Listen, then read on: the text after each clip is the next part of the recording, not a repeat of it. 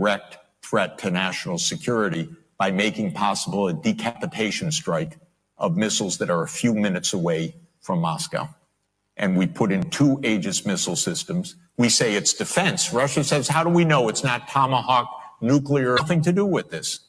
And so we walked out of the ABM treaty unilaterally in 2002. And then in 2003, we invaded Iraq on completely phony pretenses, as I've explained. In 2004-5, we engaged in a soft regime change operation in Ukraine, the so-called First Color Revolution. It put in office somebody that I knew and I was friends with, and am kind of distantly friends with President Yushchenko, because I was an advisor to the Ukrainian government in 1993, 94, 95. And then the U.S. had its dirty hands in this. It should not meddle in other countries' elections. But in 2009, Yanukovych won the election, and he became president in 2010 on the basis of neutrality for Ukraine. That calmed things down because the U.S. was pushing NATO, but the people of Ukraine on the opinion polls didn't even want to be in NATO. They knew that the country is divided between ethnic Ukrainian, ethnic Russian. What do we want with this? We want to stay away from your problems. So in February 22nd, 2014, the United States participated actively in the overthrow of Yanukovych. A typical U.S. regime change operation, have no doubt about it. And the Russians did us a favor. They intercepted a really ugly call between Victoria Nuland, my colleague at Columbia University now. And if you know her name and what she's done, have sympathy for me. Really. Between her and the U.S. ambassador to Ukraine, Jeffrey Piat, who's a senior State Department official till today. And they talked about regime change. They said, who's going to be the next government? Why don't we pick this one? No, Klitschko shouldn't go in. It should be Yatsenyuk. Yes, it was Yatsenyuk, and we'll get the big guy, Biden, to come in and do an attaboy, they say, pat him on the back. It's great. So they made the new government. And I happened to be invited to go there soon after that, not knowing any of the background. And then some of it was in a very ugly way explained to me after I arrived, how the U.S. had participated in this. All of this is to say, the U.S. then said, okay, now NATO's really going to enlarge. And Putin kept saying, stop. You promised no NATO enlargement. It's been, by the way, I forgot to mention, in 2004, Estonia, Latvia, Lithuania, Bulgaria, Romania, Slovakia, Slovenia, 7 more countries in the not 1 inch eastward. And then, okay, it's a long story, but the U.S. kept rejecting the basic idea, don't expand NATO to Russia's border in a context where we're putting in goddamn missile systems after breaking a treaty. 2019, we walked out of the Intermediate Nuclear Force Treaty. In 2017, we walked out of the JCPOA, the treaty with Iran. This is the partner. This is the trust building. In other words, it's completely reckless U.S. foreign policy. On December 15, 2021, Putin put on the table a draft Russia-U.S. security agreement. You can find it online. The basis of it is no NATO enlargement. I called the White House that next week after that, begging them, take the negotiations. Putin's offered something, avoid this war. Oh, Jeff, there's not going to be a war. Announce that NATO's not going to enlarge. Oh, don't worry, NATO's not going to enlarge. I said, oh, you're going to have a war over something that's not going to happen? Why don't you announce it? And he said, no, our policy is an open door. This is Jake Sullivan. Our policy is an open door policy. Open door for NATO enlargement. That is under the category of bullshit, by the way. You don't have your right to put your military bases anywhere you want and expect peace in this world. You have to have some prudence. There's no such thing as an open door that we're going to be there and we're going to put our missile systems there and that's our right. There's no right to that. We declared in 1823, Europeans don't come to the Western Hemisphere. That's the Monroe Doctrine. The whole Western Hemisphere, after all. Okay, anyway, they turned down the negotiations. Then the special military operation started. And 5 days later, Zelensky says, okay, neutrality. And then the Turks said, we'll mediate this. And I flew to Ankara to discuss it with the Turkish negotiators because I wanted to hear exactly what was going on. So what was going on was they reached an agreement with a few odds and ends. And then the United States and Britain said, no way, you guys fight on. We got your back. We don't have your front, you're all going to die. But we got your back as we kept pushing them into the front lines. That's 600,000 deaths now of Ukrainians since Boris Johnson flew to Kyiv to tell them to be brave. Absolutely ghastly. So when you think about your question, we have to understand we're not dealing with, as we're told every day, with this madman like Hitler coming at us and violating this and violating that, and he's going to take over Europe. This is complete bogus, fake history that is a purely PR narrative of the U.S. government. And it doesn't stand up at all to anyone that knows anything.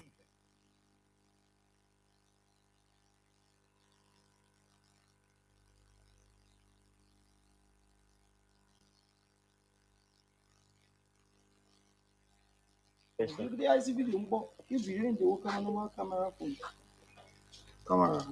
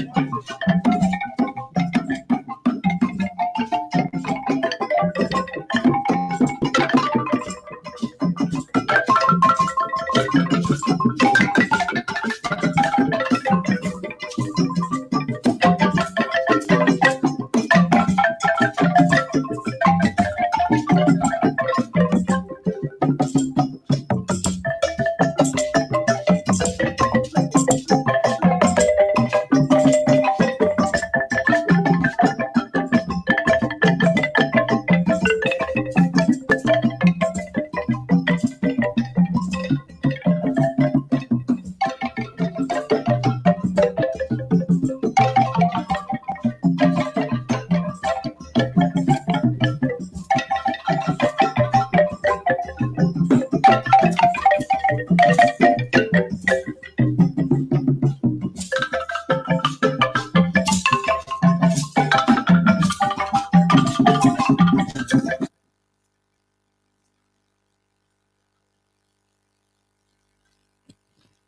morning, good afternoon, good evening, and good night, great Biafrans and lovers of freedom.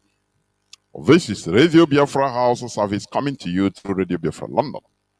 My name remains Mazi Jonathan Chinedu from Alo province of Biafra land, and we are here live and direct. Today is the 14th day of the 11th month, being November 2024. Tabo Bochike, being Thursday. I hereby welcome each and every one of you to welcome your friends and well-wishers, even your enemies. Please welcome them to listen to this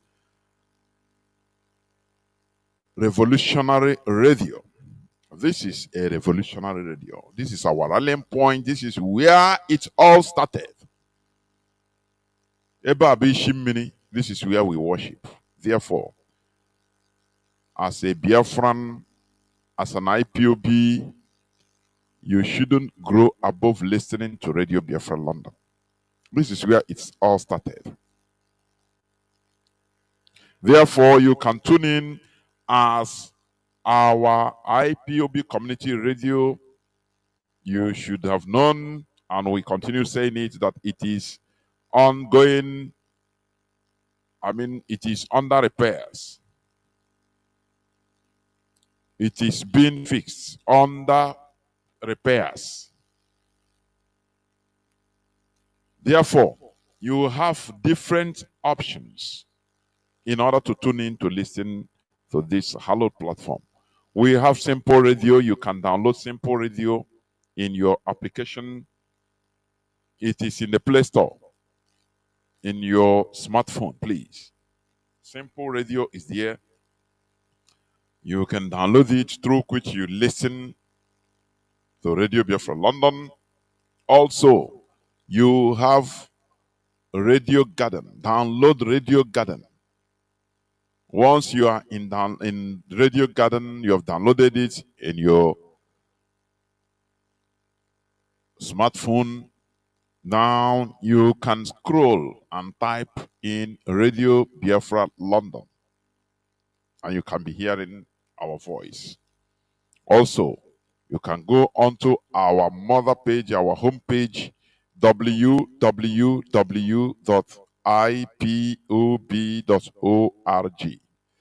www.ipob.org.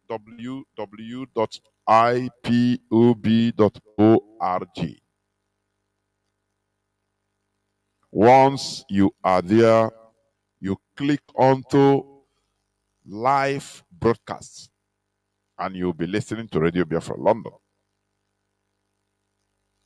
Also, you can go on YouTube. We are on Biafra TV on YouTube, and IPOB Rapture Media. We are on YouTube.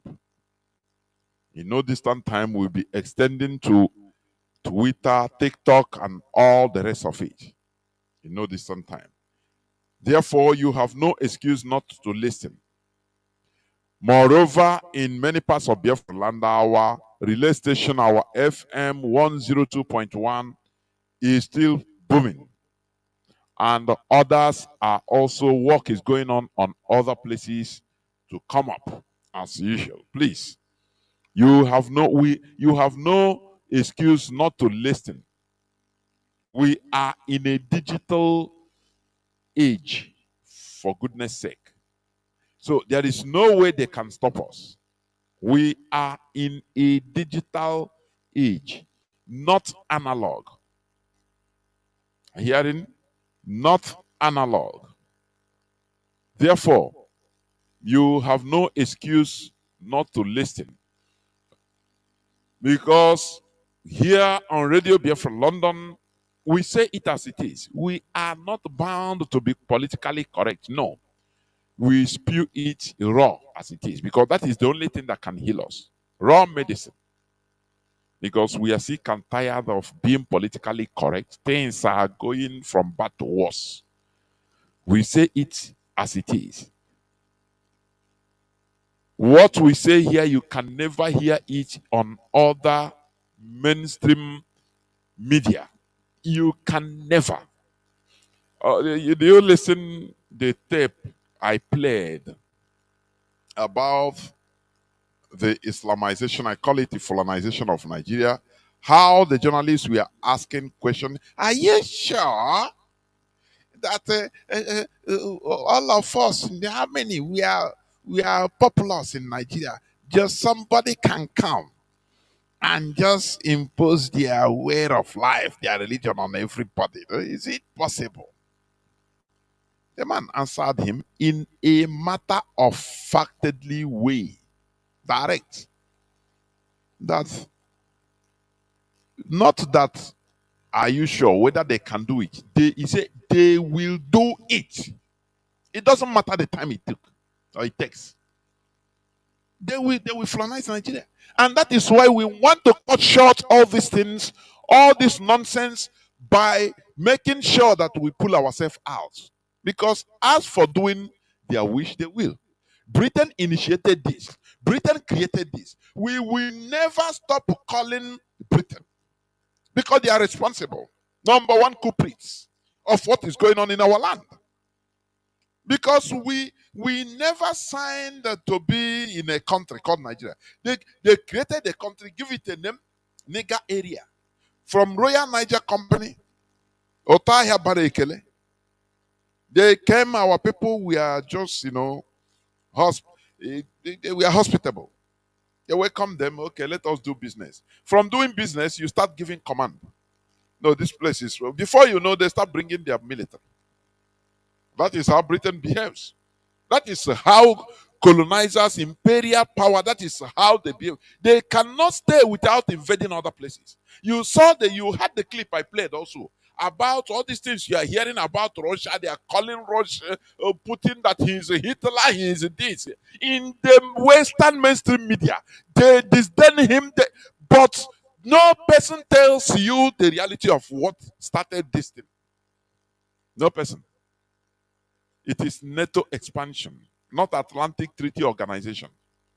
They want to, the imperialists, the colonizers, they always want to expand, encroach in other people's lives, in other people's lands.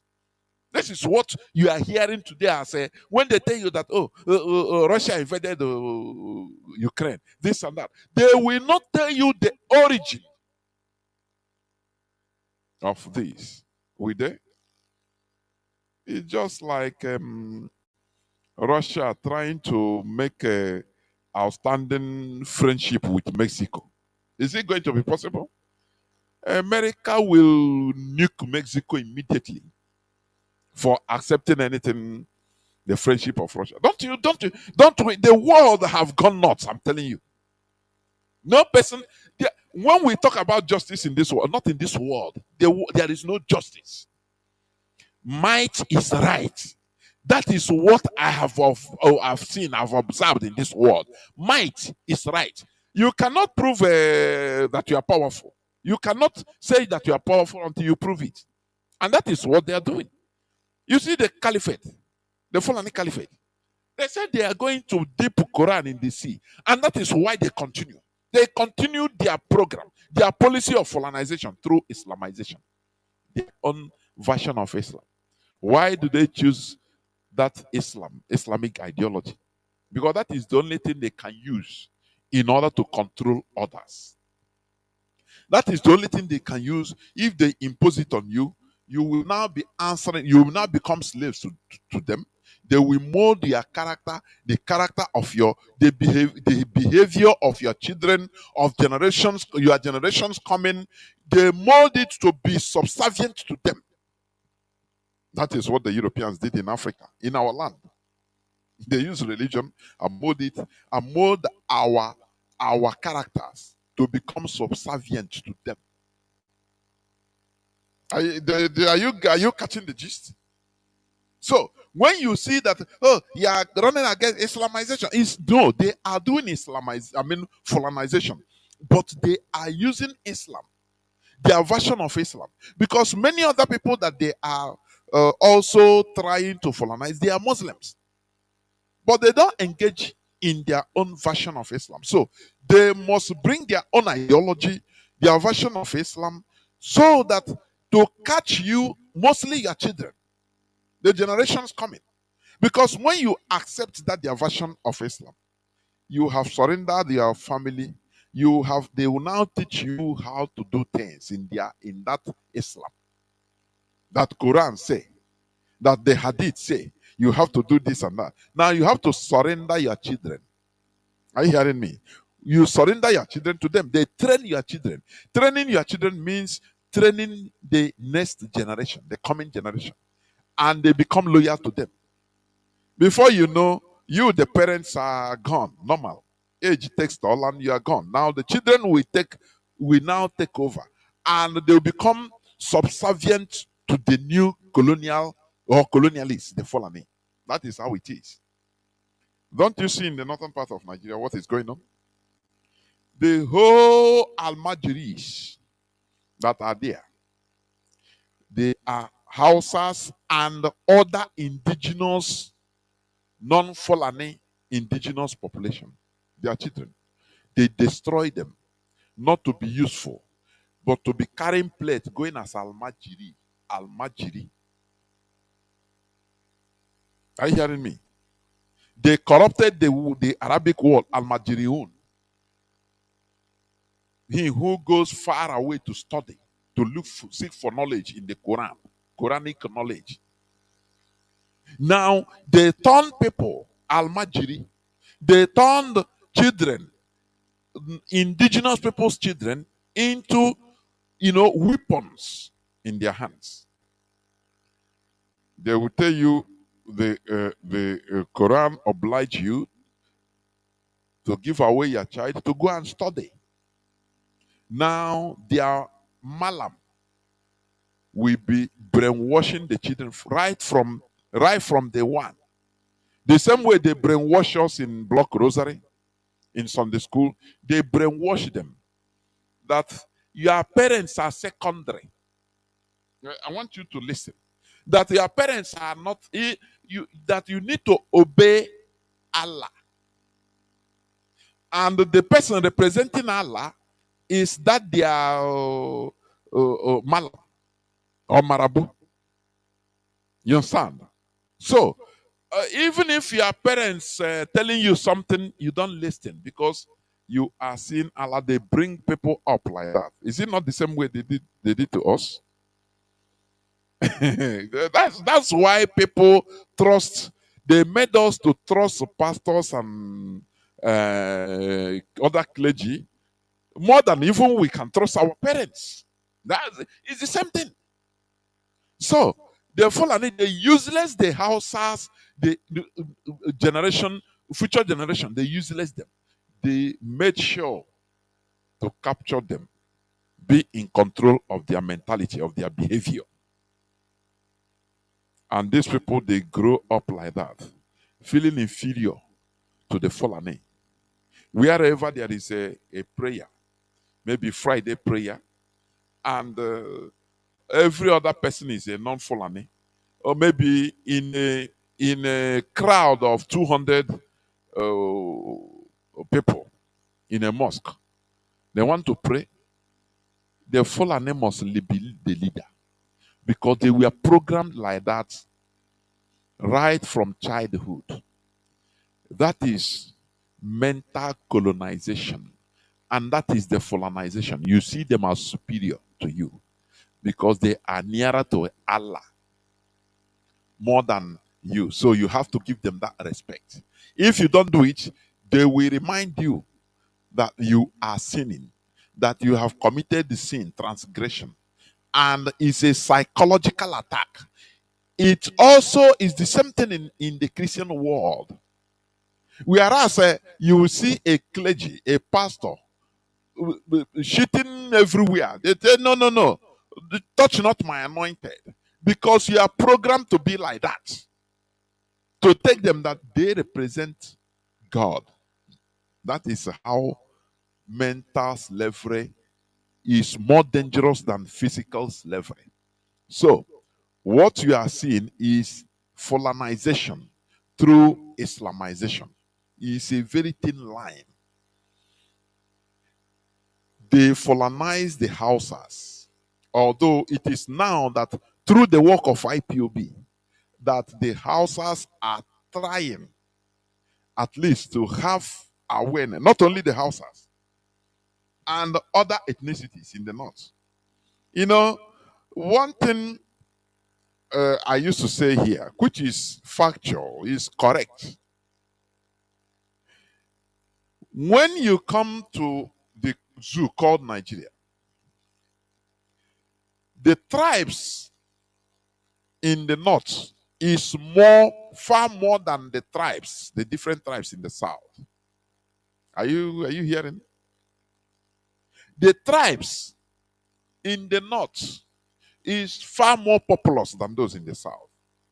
But they made the southern, mostly the south, the eastern tribes, our own tribe, they blow them, make them more conspicuous.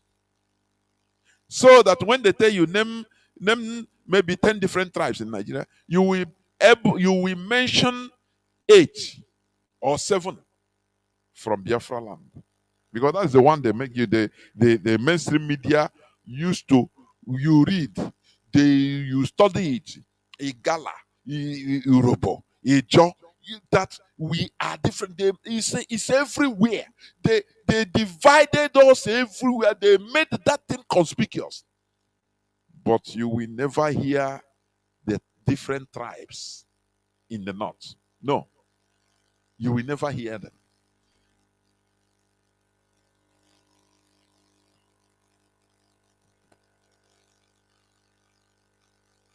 Are you hearing me? That is the thing. So you will, any person you see from the north, you say is a Hausa. Are you hearing what? Which is lie. There are many minority tribes in the north. Many of them. Do you know that Tafawa Balewa is not an Hausa? Is not an Hausa. It's not an Hausa person. Tafawa Balewa is from Gere tribe, a tribe they call Gere or Gerewa. And that tribe is extinct. That tribe is now absorbed by Hausa, is extinct. I don't know whether people understand. Is now extinct. Many other tribes are like that in the north. That's why they claim Hausa, because they force them to speak Hausa. The Fulani force them to speak Hausa. When you come to Yoruba land, it's not Yoruba. Yoruba is a recent word. They have a Gale. They have a different, different tribes in the southwest. But because of conquest, now they merge themselves into Yoruba, which is not. Are you hearing what I'm saying? Which is not. They are not one people. But when they come to our land, hey, they will make it as if we are thousands of tribes. We are into pieces. They made the Ikwere to be a tribe. Ikwere, that is a Igbo clan, as we have Ngwa, we have Olo, we have Onitsha. Ikwere. Now they remove it to be a tribe. Even on Haji, they want to make it a tribe. In goggles. They don't want us alive. They want to break us by every means. What we are fighting, I don't know. Britain, whether what they saw in our land, what they saw in us that made them to have this extreme hatred on us. I cannot. Sometimes I continue wondering, but I cannot. It's above my understanding. I am telling you, because they want to annihilate us. Do you know what is complete annihilation? No pity. They come through different ways: religion, media, propaganda, through the school, Everywhere they want to make us become nothing so that we can no longer talk and be heard. But here we are through Mazi Nnamdi Kanu, who started this Radio Biafra London. He understood that media is power, is highly powerful. Media, highly powerful. The same way they are using the media in order to control the Western population, telling everybody how bad Putin is. He is the cause of the whole problems in this world. He needs to be stopped. If not, he will become another Hitler. Worse than this is media propaganda. Yeah, and it is working. Media, the West, they can use their media in order to turn you against your highest friend. Your best friend. They will turn you to kill your best friend. That is the work of media propaganda. They know the importance. So Mazi Nnamdi Kanu, he understands this. He understood it. And that is why he set up this Radio Biafra where we will be speaking, our voice will be heard. And that is what we are doing. Are you hearing me? That is what they are doing. So, we can no longer cry and lament. This is not the time of lamentation. This is the time of action. Nigeria, Britain through Nigeria Caliphate is trying everything in order to destroy us as a race. The way the Fulani destroyed the Hausas, they want to destroy us. If we continue being in Nigeria, we will be all gone as a people. It's not about dying only, maybe perishing or dying, being killed. No. But they turn us into another thing. Do you see how they have turned us? We no longer cherish knowledge. All we cherish, our musicians, what they sing is about Ibutike. It's Nigeria, is the what they promote. Any Igbo musician or celebrity that is upcoming, they will meet him. The Fulani agents in our land, the Igbo politicians that are Fulani agents, scavengers, they will meet the person. Have you forgotten how Joe Iboko met a Sampe master? Have you forgotten that? Telling him that they will sponsor him, they will support him. If it's money, they will make him rich and make him famous. But let him stop singing about Biafra. Have you forgotten? They tried to bribe him with 30 million naira. How many years back? Have you forgotten? Is it because he revealed his own? That is how they do. You see all these Igbo musicians that are singing Ibutike. That is, they are helpless. They are helpless. When you see them say, that is the way they program them to behave. They cannot resist it. They will tell you, they will offer you a little. They will tell you, look, we know that you are a future star, and we will make you to be a star, a big celebrity.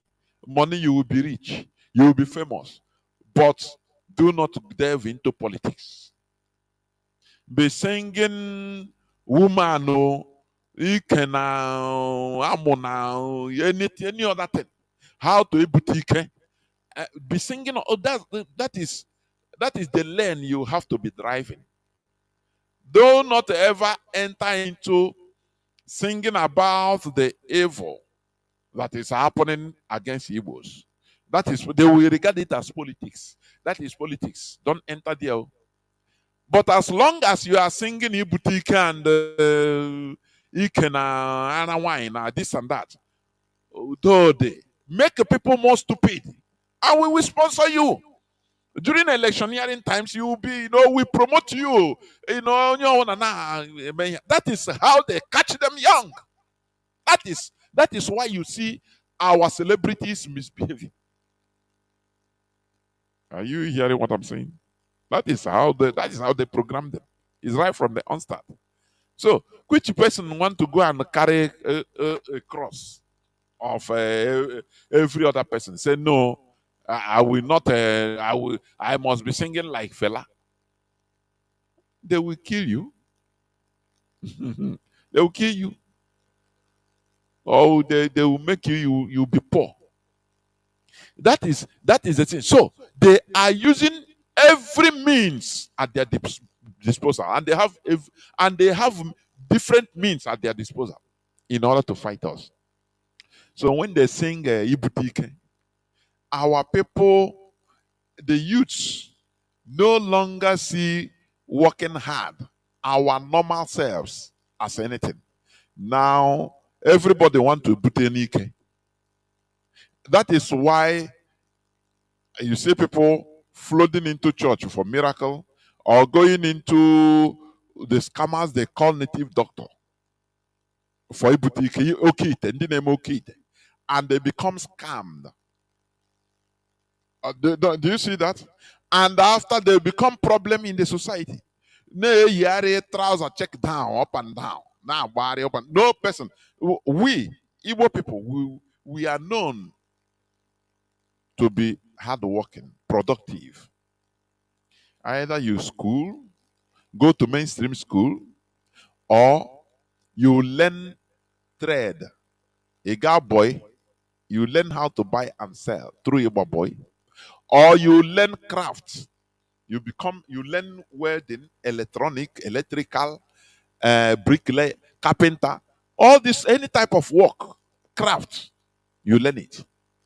That is how we are as a people. But Nigeria is destroying this through different ways. Through religion. They promise you that there is God that we no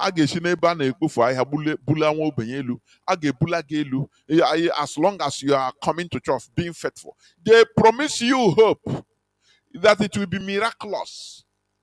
It now wasn't but to go morning mass, afternoon mass, evening mass, Monday Bible study, Tuesday Bible study, Saturday choir, everything, so that you get miracle money or miracle solution to your problems, which does not exist. Do you see how they are diminishing us? That is why we have in our land, we have today youths that have no profession. Igbo boy, they don't go to boy, they are too big, they feel too big. How will they do boy? Whereas they tell them to enter, carry computer. Na Yahoo and you will get them better. These are things they use to destroy our productivity. Are you seeing it?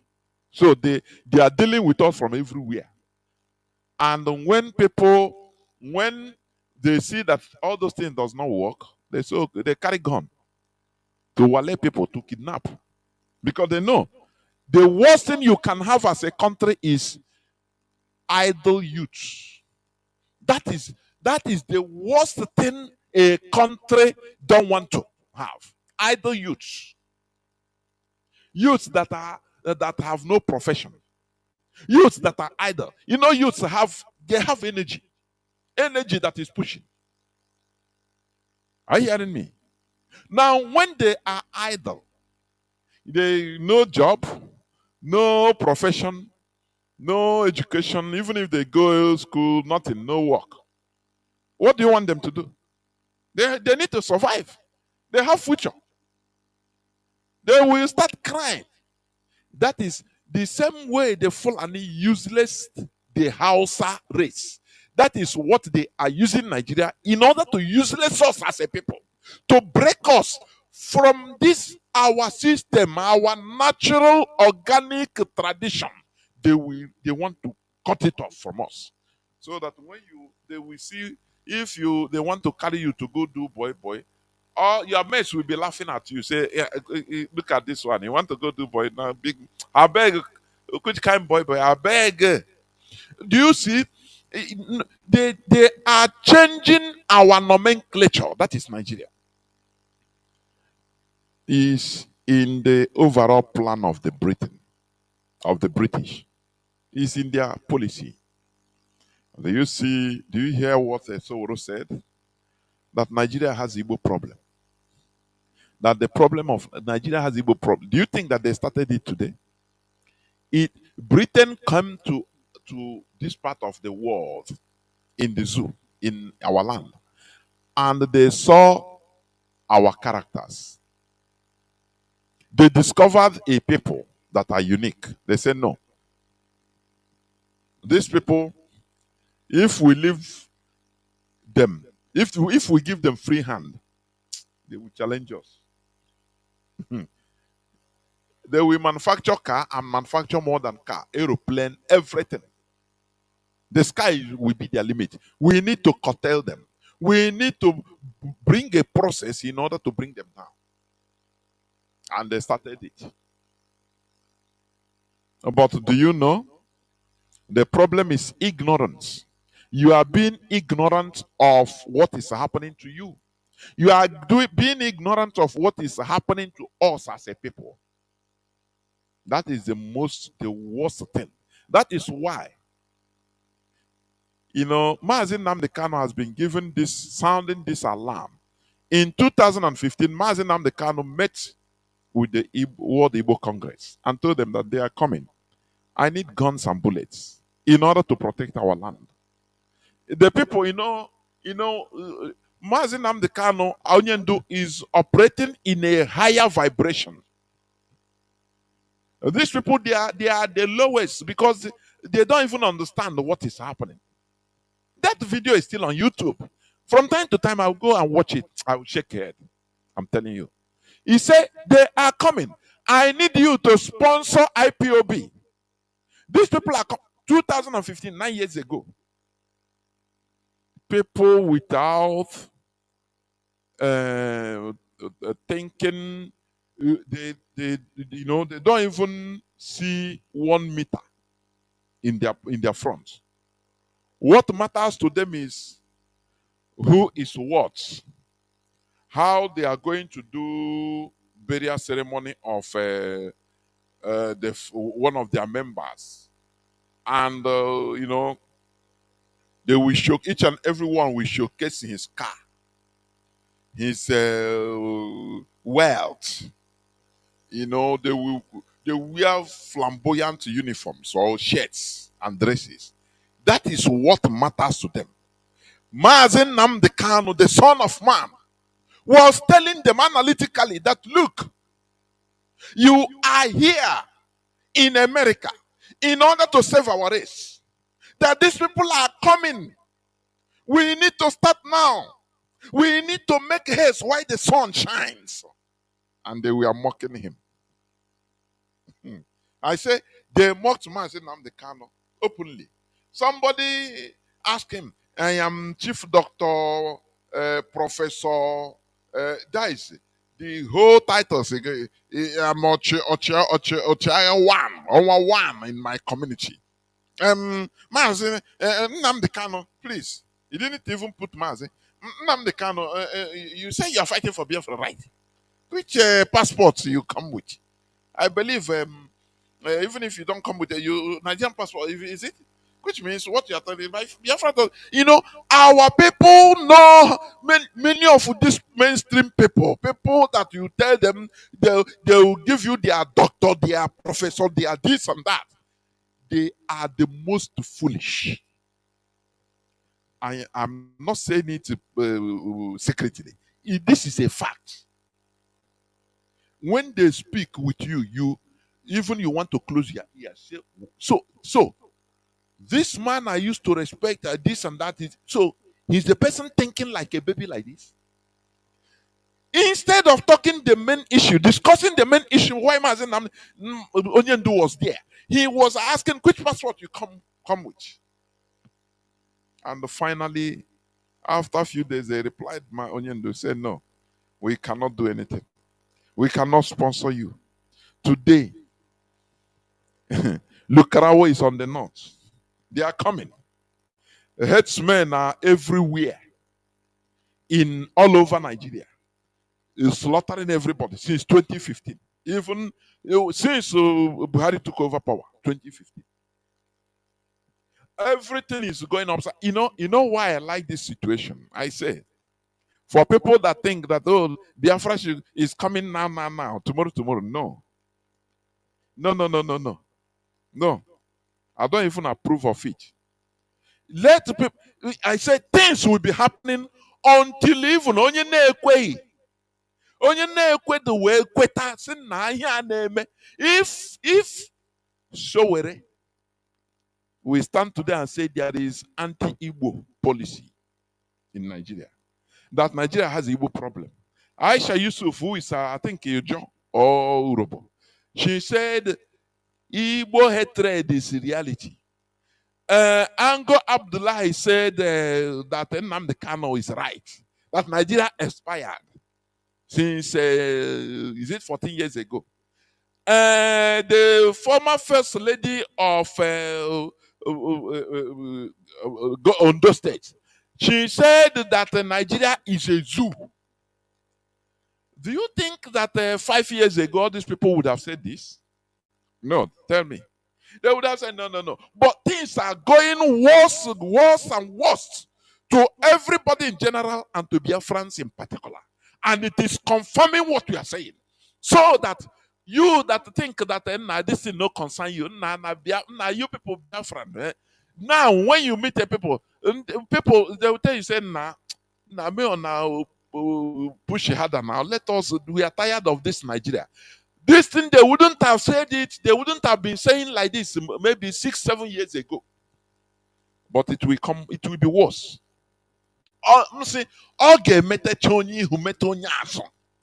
People gather now. How do we contribute in order to fight, in order for us to be free? It will come to that extent. I am telling you. That's why I'm not worried. You see mockers, people that we are mocking. Oh, Biafra, Biafra man. Oh yeah. Well, now they no longer mock because they are seeing what we are saying. They are seeing it direct. On a may affect. Okay. So okay, but they know the tell man. We must continue. That's why, we are methodical. Right? Things will be unveiling. Things will be unveiling by themselves. And no person will no longer tell anybody, any Biafran to, oh yeah, join. No, no, no. It is them that will be moving around saying, now where these people? I'll beg, let us pack go. They know the tell man. That's it. Don't you see? Look at the new terrorist group. Look at they are massacring people in the north. They are coming down. Headsmen are everywhere in Nigeria, destroying farms openly. Do you ever hear or see open antagonism or hatred against the Fulani for this? No, no, no, no, no. They are angels. Let me tell you, there is something I see in this world. People love their killers. I am telling you honestly. People normally, mostly perfect slaves. That is why they are perfect slaves. They always cherish their killers. They are those that want to save them, they hate them. These are perfect slaves. These are perfect slaves. And it abounds in Nigeria, in that zoo called Nigeria. Despite the Fulani slaughter, people have been, since 2015, which it had been happening before, but since 2015, Buhari came and made it open. Open. It's no more, it was no more a secret. Open. Fulani started coming in with arms, with the arm wing of Fulani Caliphate jihadists. They came and we are slaughtering everybody everywhere. But they cherish them. You see one person who make, they are killing us. Look at my friend, which I am with now. They just killing him. Now Fulani hates me. God save me and my life. Now wow. But you go and meet him and tell him, what about so what Biafra is talking? You say no, Igbo want to, hey, I beg, no. Instead of Igbos to get out of Nigeria, let the Fulani continue killing everybody. They don't have that audacity to confront the Fulani. because they have been subjugated. People hate their killers as long as they are powerful. Are you hearing me? They subjugate people. That is, people, they put people into suffering from Stockholm or be in a Stockholm syndrome situation where you love your kidnapper, you love your killer, and you cherish him, you defend him, but he's killing you, but you love him. That is the situation people are in Nigeria. But we are trying to break it. Now, in this news also, like as I read yesterday, there is this person that writes something. It's an article. This FBI, CIA, DEA, that is Drug Enforcement Agency, just delivered the biggest blow to democracy in Africa by Raphael Adebayo. Let me read it a bit. It's concerning Tinubu. You are president of 250 or 15 million, to more than 220 million people. I just read the document detailing the United States multi-agency defense of the drug baron in Aso Villa. Let's be clear about one thing. The FBI, CIA, DEA, and other U.S. agencies in the report just delivered the most damaging blow to liberal democracy and representative governance the world has ever witnessed since the collapse of the Soviet Union. Why wouldn't they? They are protecting themselves. They are protecting their country. Yes, they are protecting their power.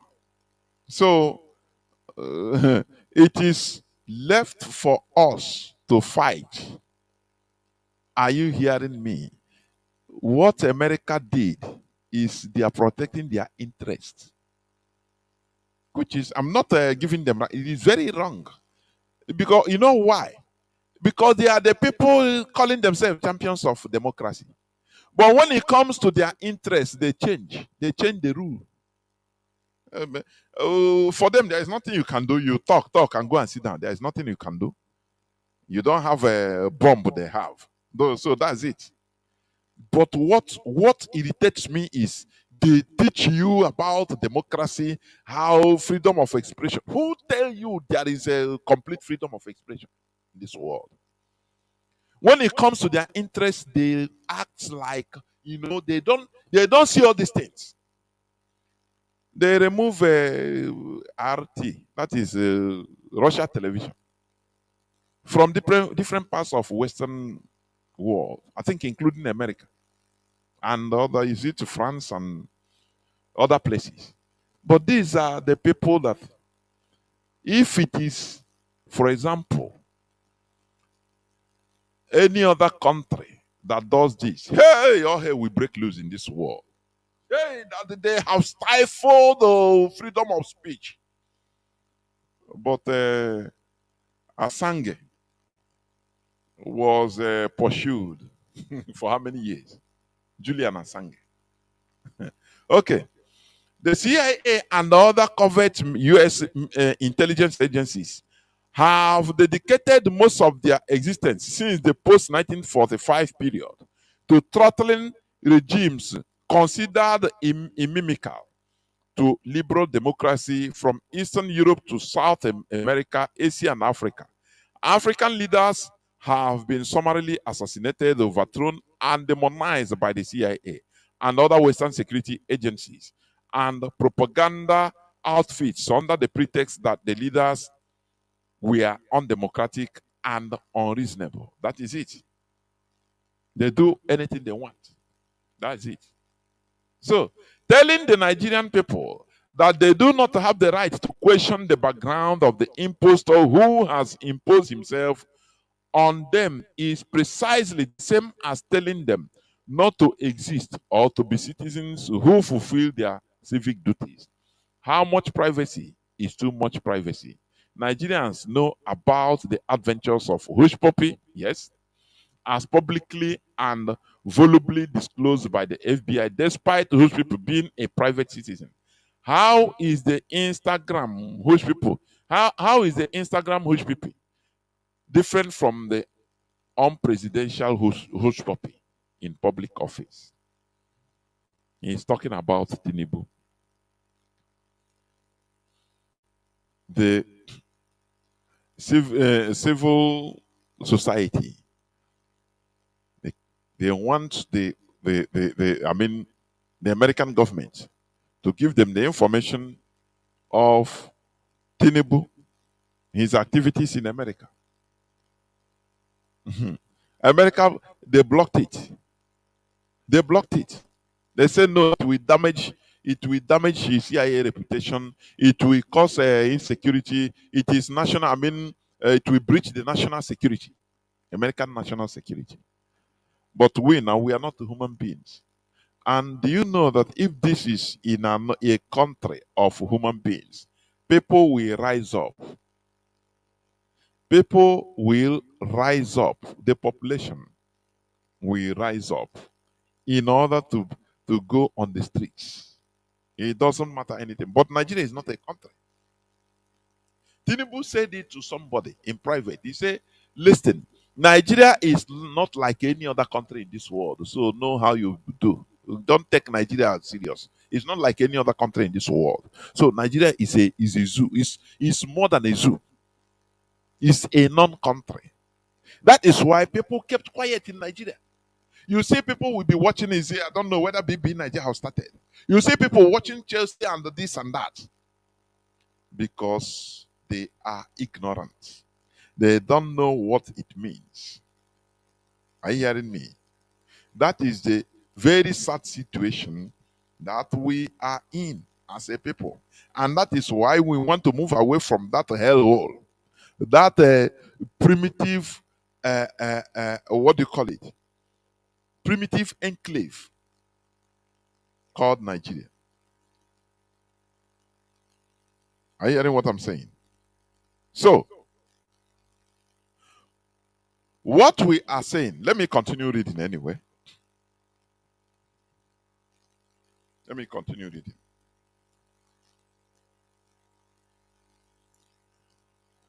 Even Donald Trump, why merely campaigning was unequivocally open about his medical records and several other so-called private information.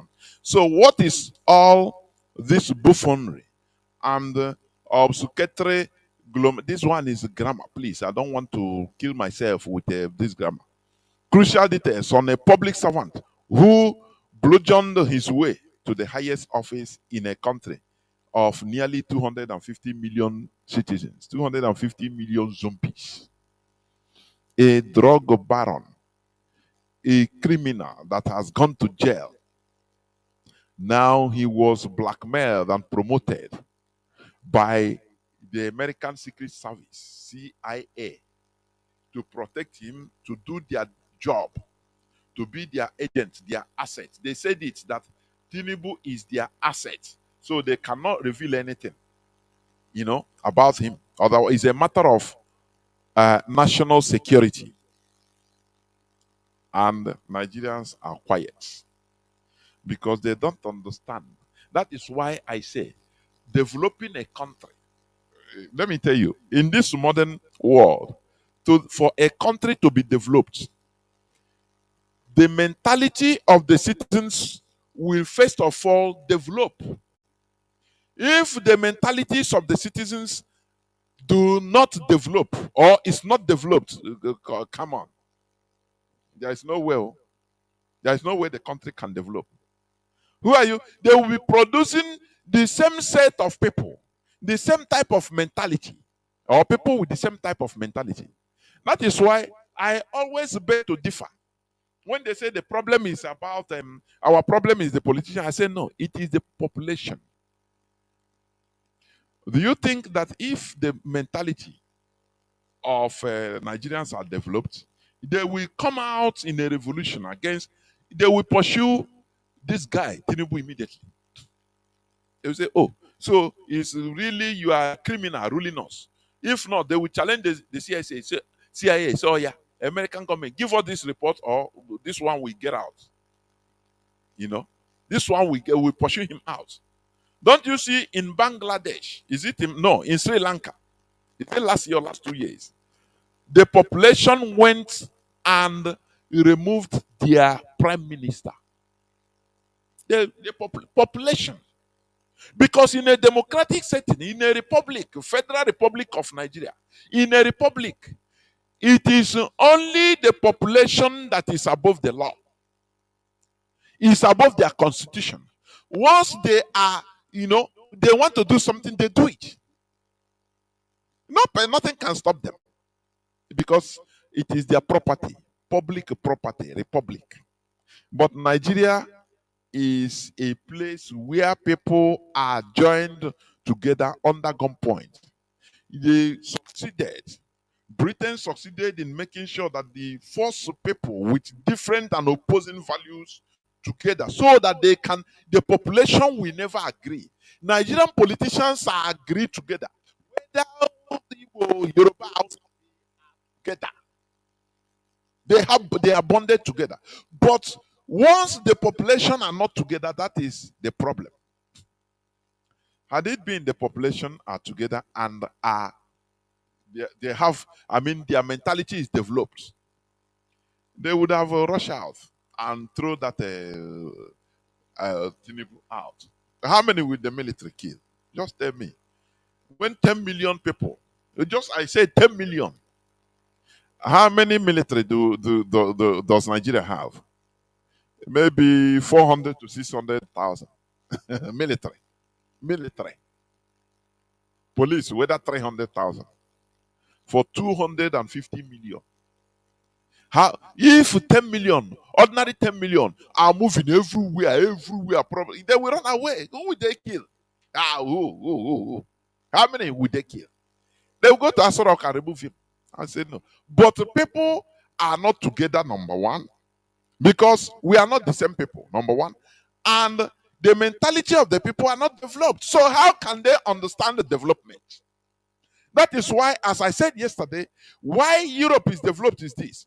Because the mentality of the people developed through revolution.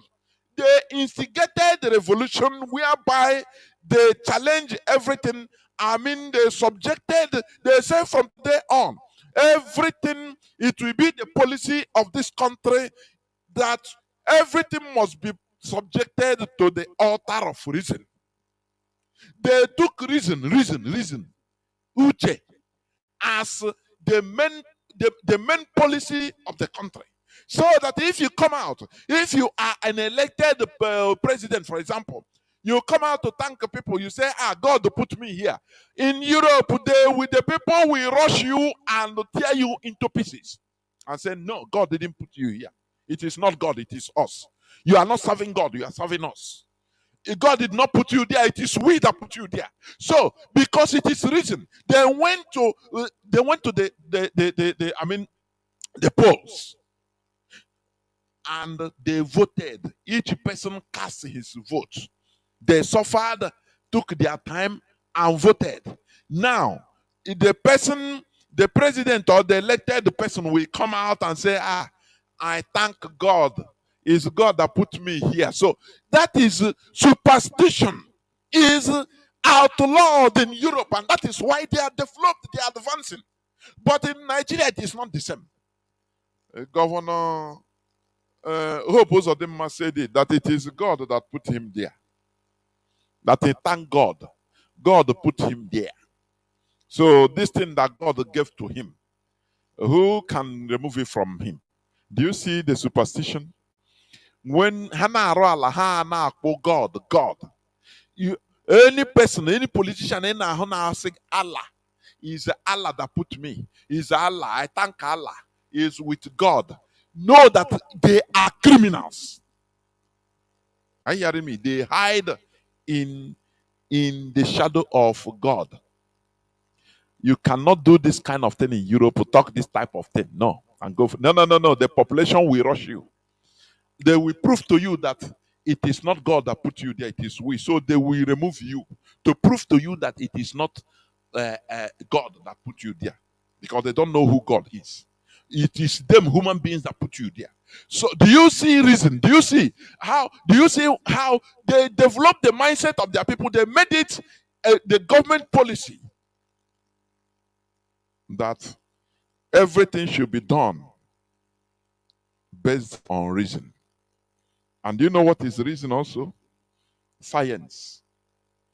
Science is reason. Is doubt, is reason. Science is a product of doubt, is reason.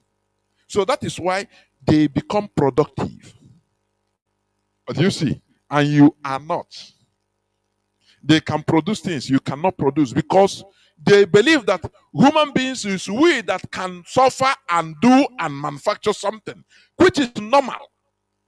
Because you go to China, you see goods physically, you buy physically. Who produced all those goods? Human being. And you import it into Nigeria. And after you say, God has blessed me. No, it is not. Do you see the difference? They made the reason government policy so that any subsequent government that is entering office right from after the revolution, no more talking about superstition. How do you mean? No more talking about God. Do you see how they remove separation of state and church in Europe? You don't understand it in this deep way, but you are saying no. It is the church is no longer in politics. No, it is the ideology of reason. They remove the ideology of superstition. Are you hearing what I'm saying? That is it. So since 15th, 16th, 17th century of European revolution, they now erased anything concerning superstition, and they put it in as government policy that there will be no more superstition. That anything that happens here in this country, it is because of us. Either it is our fault or it is because of us that we get this. No more third person or spirit. That's why you can never see a European leader coming to tell you, it is the help of God. Have you ever seen it? Have you ever had it in Germany? You that is listening to me in Germany. Have you ever had it in Spain? Look at the what happened in Spain. The flooding that took the lives of flash flooding. After that flash flooding, their king. What is the name of that? Their king. Their king came out and they started stoning him. People started stoning him. Said the way he responded, that he should go and bury himself in shame. They don't need him. And do you know what?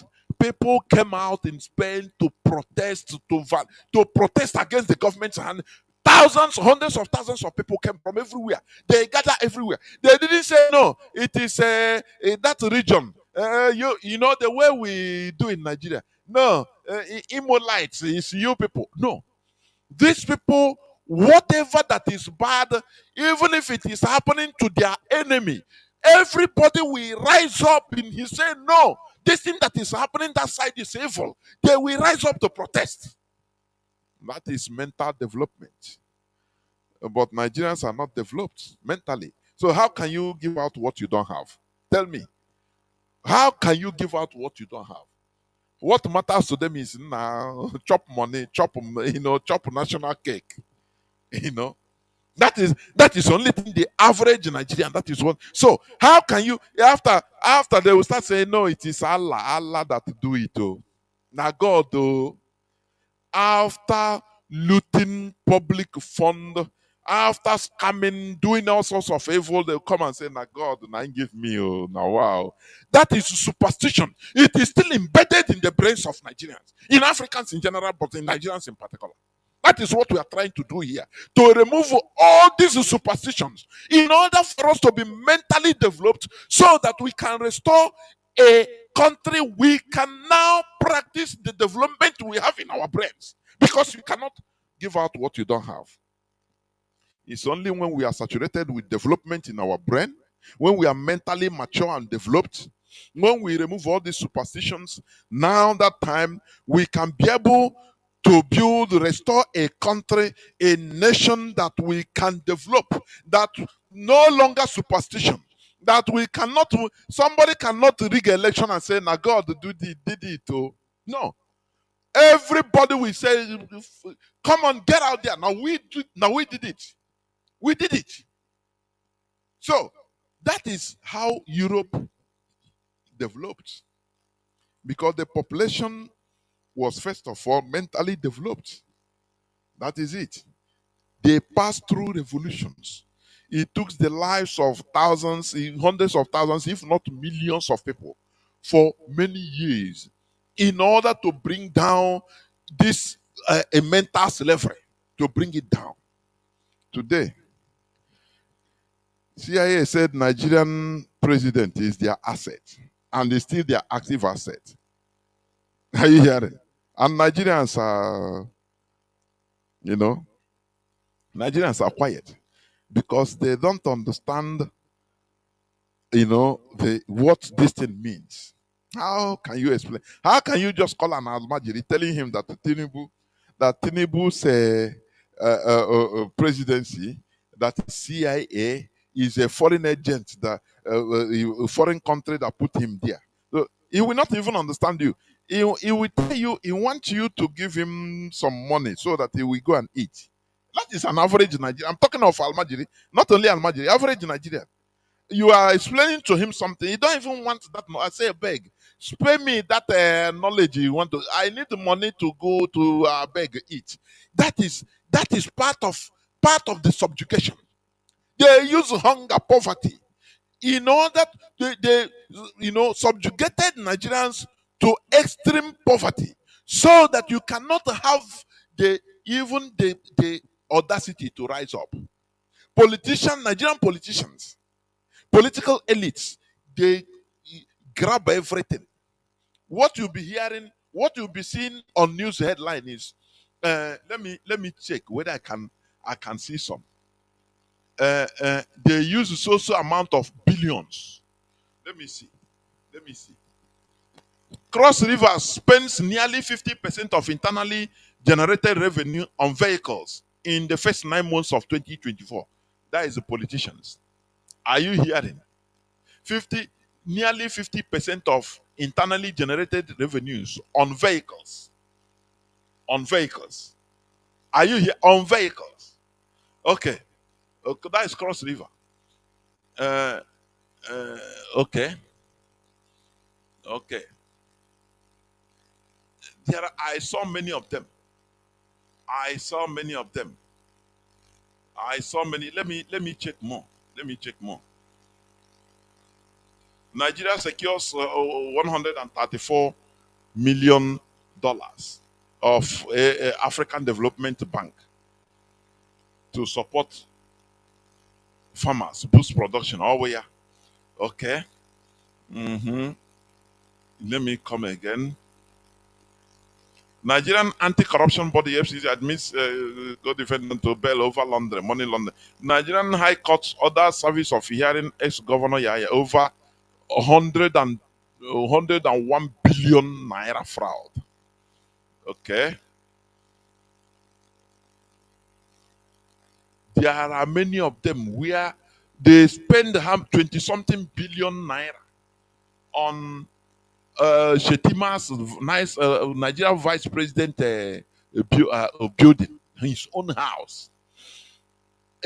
You see that they don't see Nigerian population as anything. They place everybody in extreme poverty so that everybody will be scavenging to serve the Nigerian politicians for crumb. Now, how then do you think that people, the population can rise up, do protest for one day, in order to do what? In order to protest against a bad government? No, they cannot do it because they know they will be hungry. That they are going from hand to mouth. That is what they are doing. So there is a voluntary issue. Look at, oh God Almighty. You know, there is one thing I put on my timeline about how our people during the war we are refining fuel. And even in the whole of Biafra, from 1967 to 1970, no fuel scarcity. Are you hearing me? Nothing. Because, you know, our people were engineers. They built modular refineries everywhere, refining crude oil from our land. But today, Nigeria cannot refine with three or four refineries. They cannot even refine, you know, crude oil. No. They, so how do you think that that place can just proceed or succeed? How? Tell me. How? How do you think that that kind of place can just advance? You know, people are. I don't know. They are not thinking in a fundamental way or what? How? What they are doing, they are buying cars. Every governor, every politician, they are buying, using huge some chunks of the budget, buying cars and their direct remunerations, everything. They don't care about the population. And the people don't care because now they sentence everybody into scavenging. Anywhere the dog eats dog. Who will you talk to? Start explaining to him that no, Tinubu is a CIA agent. They will laugh and say, it's good though. An average Nigerian. Tell him that Tinubu is an agent spying on Nigeria, giving information about Nigeria. He said, as long as they can give me money to eat, it's good though. Let him spy now, bring dollar. Because they don't understand. Oh, that is why this mental revolution is necessary. Without it, we go nowhere. I am telling you. Without it, you restore a country, it becomes a flag independence. You go nowhere. Because it is the population that checkmates the governing class. It is the population that checkmates the ruling class, the political elites. With a dormant zombie population, now the ruling class will be behaving as they want. They will steal and exploit as they want, without query, without nothing. The population acts as buffer. The population acts as checking, they checkmate. It acts as equilibrium to balance issues. That is why you see in flash flood in Spain, Spanish populations gathered in their hundreds of thousands, if not millions, in order to protest. They pushed their government to work extra time. Are you hearing me? They push their governments. It's those that will resign because of this. Now others will come and work more hard and say, now we don't want these people to, to put fire on us. So that is why I used to say, any country you go, you see their politicians are relaxed, talking anyhow, laughing kwa in their Senate house. Know that the people are suffering. They hold the people hostage because they are relaxed. In a democratic setting, it is the politician, the political class that will be on their toes. Watch United Kingdom Parliament. Watch it. Just watch their sessions. You see how serious they are. You see they don't take any nonsense. Once they are there, they don't care again because it is the pressure they are receiving from the people they are representing. They are watching them. If you go and misbehave, you come back, they'll beat you. How many British members of parliament they have killed? One person will come and stab you to death. Because you are representing a people. You have to do your work. That is it. But when you see politicians rounding themselves up in a retinue of soldiers, that are armed to the teeth. They have the highest cars, whereas the population are suffering, entering keke, suffering. Now, attack crazy. Know that the population is suffering. When the ruling class are happy, you see them in their working place, in their in their chambers, making merry, talking the way they talk in Nigeria. Mr. Speaker, sir. After they will make joke and laugh. Know that the population are suffering because they seize everything. Everything belongs to them. Now they made the population to be scavenging, to be slaves to them, to the ruling class, so that they will be getting crumbs. That is what they have succeeded in doing in Nigeria. And that is why this news is not making Nigerians to react at all. That Tinubu is a drug dealer that has gone to prison, that he is an agent being put there by the CIA to do their work for them. That's why you are suffering. That is why, the reason why, that Tinubu said he never had a blueprint. Have you forgotten it? That he didn't have a blueprint. During during his presidential campaign, that he didn't have a blueprint, no plans for Nigeria, because there are people that are working everything for him, people that put him there. So why should he be answerable to Nigerians? Is it Nigerians that put him there? The answer is no. If people put him there, he's the CIA. But when Nigerians understand this, they will tell I say, as I'm talking now, if you are in the zoo or even if in Biafra land, call somebody, tell him that, do you know what Tinubu is a CIA agent. Just listen to what he will tell you. He will go on money. Nah, even if he's agent, as long as he can make a rice to become 50 naira for 1 kilo, it's okay. Because they are not mentally developed to understand how these things work. Are you hearing me? They are not mentally developed.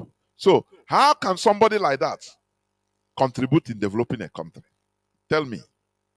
This is why we are bent on making sure that we develop our brains first. That our brains are developed first before anything. Let me play for you or play to you what Tinubu said. Because Tinubu does not have no blueprint. Listen. To London. I saw him that same night. And we sat. The same night. And I said, sir, the reason why I'm not accepting your appointment is because I don't know what you have for us up north. Because in the north, every single person is either waiting to be killed or kidnapped. We can't go on like this. What is your blueprint for us? He told me that he doesn't have. Tinubu told him, told her. Anything for us. I said, you mean, sir, you don't have a blueprint? He said, I can't have a blueprint because if I have a blueprint, I'll be stepping on too many toes and they might. A presidential candidate that is a president now does not have blueprint, and it doesn't matter to Nigerians. Instead, you will see people claiming, now Waton, now Yoruba, now we support him in Yoruba. Do you see how do you think that people like this can develop a country? No, tell me how. No, they don't see it as a problem, eh? Instead, they say, even if it is a criminal, even if it is anything he is our turn, is my brother, is Yoruba like me. That is the worst thing that have happened or that can happen to humanity. It even kill me. This was what he said. I said, but sir, how can you rule without a blueprint? He said, I will only make a blueprint after winning the elections. I said, there will be a lot of detractions. That is it. You had it from the horse's mouth. The person that confronted him, he said, I don't have, well, I cannot I cannot make a blueprint. Otherwise, they will kill me. So you see, Nigeria is, when we say that Nigeria is a British a farm, British business, do you think that we are saying it just out of just like that? It is the reality, for goodness sake. So any person that is coming there, they don't expect you to have any blueprint because you shouldn't have. It is for them. Once you enter there, anything they command you is what you do, nothing more. As the CIA is using Tinubu in order to commit anything, because that place is a big market, a population of 200 and something million. If they need if the CIA they need what do you call it, organs in for research, it's Nigeria. They will come to Nigeria because the person at the helms of affairs there is their man. So they will use one program or the other in order to cover it, to give to the press and tell you that what is the name of this billionaire? Bill Gates is coming to help Nigerians. Okay, they will give him red carpet. How many times Bill Gates visit? Bill Gates is one of the people that visited, first visited Tinubu when he would declare the president on red carpet. If they needed to test their drugs on human beings that they have not tested before, they remember Nigeria. Do you remember Jiman's revelations? It's because Nigeria is not for the population. Nigeria is for foreigners, for Britain and their other people. Britain and the West. That is the truth. So that is why you cannot do, they kill you, you do nothing. And instead of people to develop their mentality in order to understand how issues are, that is what we are dispensing here on Radio Biafra. That is why we check around and say, no, there is nothing, Nigeria is irredeemable. Nigeria, former former First Lady, Akeredolu, to Ondo, she said it. He said Nnamdi Kanu is right. Nigeria is, who can redeem Nigeria? Nobody. How can you redeem Nigeria? Nobody. That is why we have seen it and see that there is no way you can. You want to go there to redeem Nigeria like Peter Obi. They will either corrupt you, even if you have good conscience to do something. They will either corrupt you or they frustrate you. They make you become figurehead. As they frustrated Goodluck Jonathan, they frustrated him. He cannot, a president of a country cannot even buy weapons to fight terrorists. They frustrated him. America banned him from buying any weapon. A president now resorted in using cash, black market, going black market in order to buy, smuggle. A president of a country. That is how you know that Nigeria is not it's a no man's business. Because they want it to be there, to be like that, so that you'll be suffering, everybody will be suffering and gnashing teeth. So that when they shake 1,000 naira in your presence, they can buy you, they can use you to lure your brother to be killed and his organs harvested. So that when they shake 1,000 naira in your presence, you will start singing praises of Wike and all these politicians, singing their praises, doing anything they command you to do.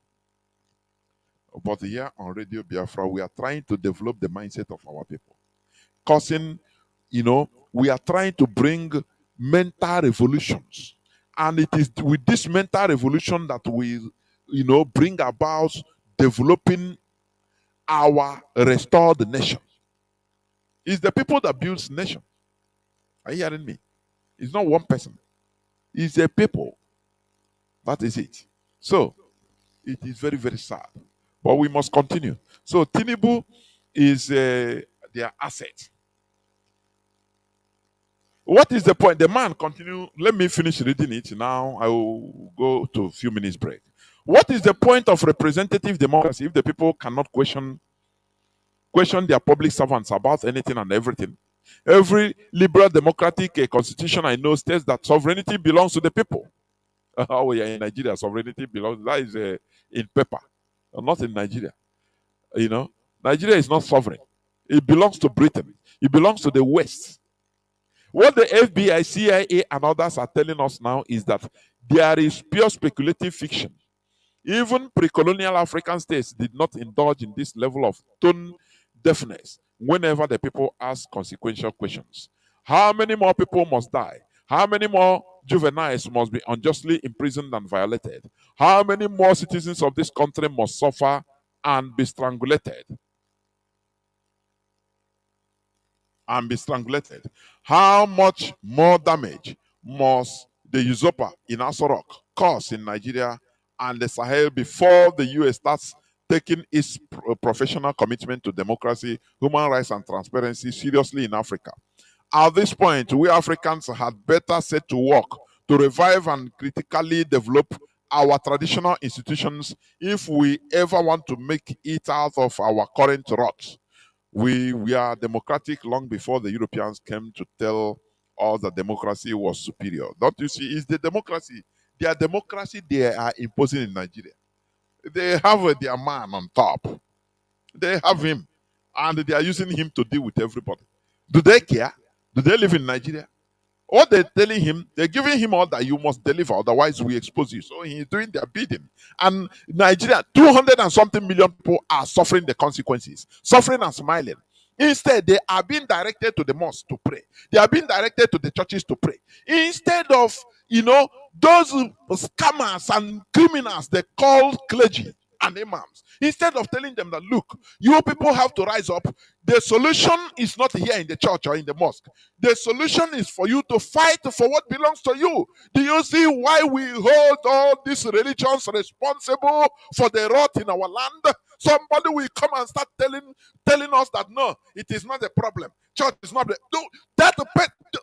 I don't know why people should be challenging all this. It's misleading. When people go to churches and you tell them that, look, no, go down, they will sell them hope. They will remove their mindset from the government in place and tell them that their problem is Satan. That who will give them something good is God. Pray to God, pray to Jesus. Now, what else do you want the people to do? Imagine that the whole mosques in Nigeria, the whole Christian churches in Nigeria will be telling the people the truth. Say, look, all this money you are bringing is not the solution. The solution is the government.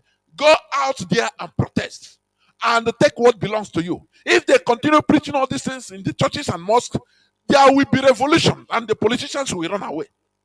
But somebody will come and start telling people that, look, no, this is not the problem. Church. This is evil. It's evil, I'm saying it. It's evil. It's misleading. These are the problems we are having because they pacified the brains of our people. They misdirect the brains of our people. It's just like sending your child to school. Instead of learning what he goes to school to learn, now they are teaching the person another thing.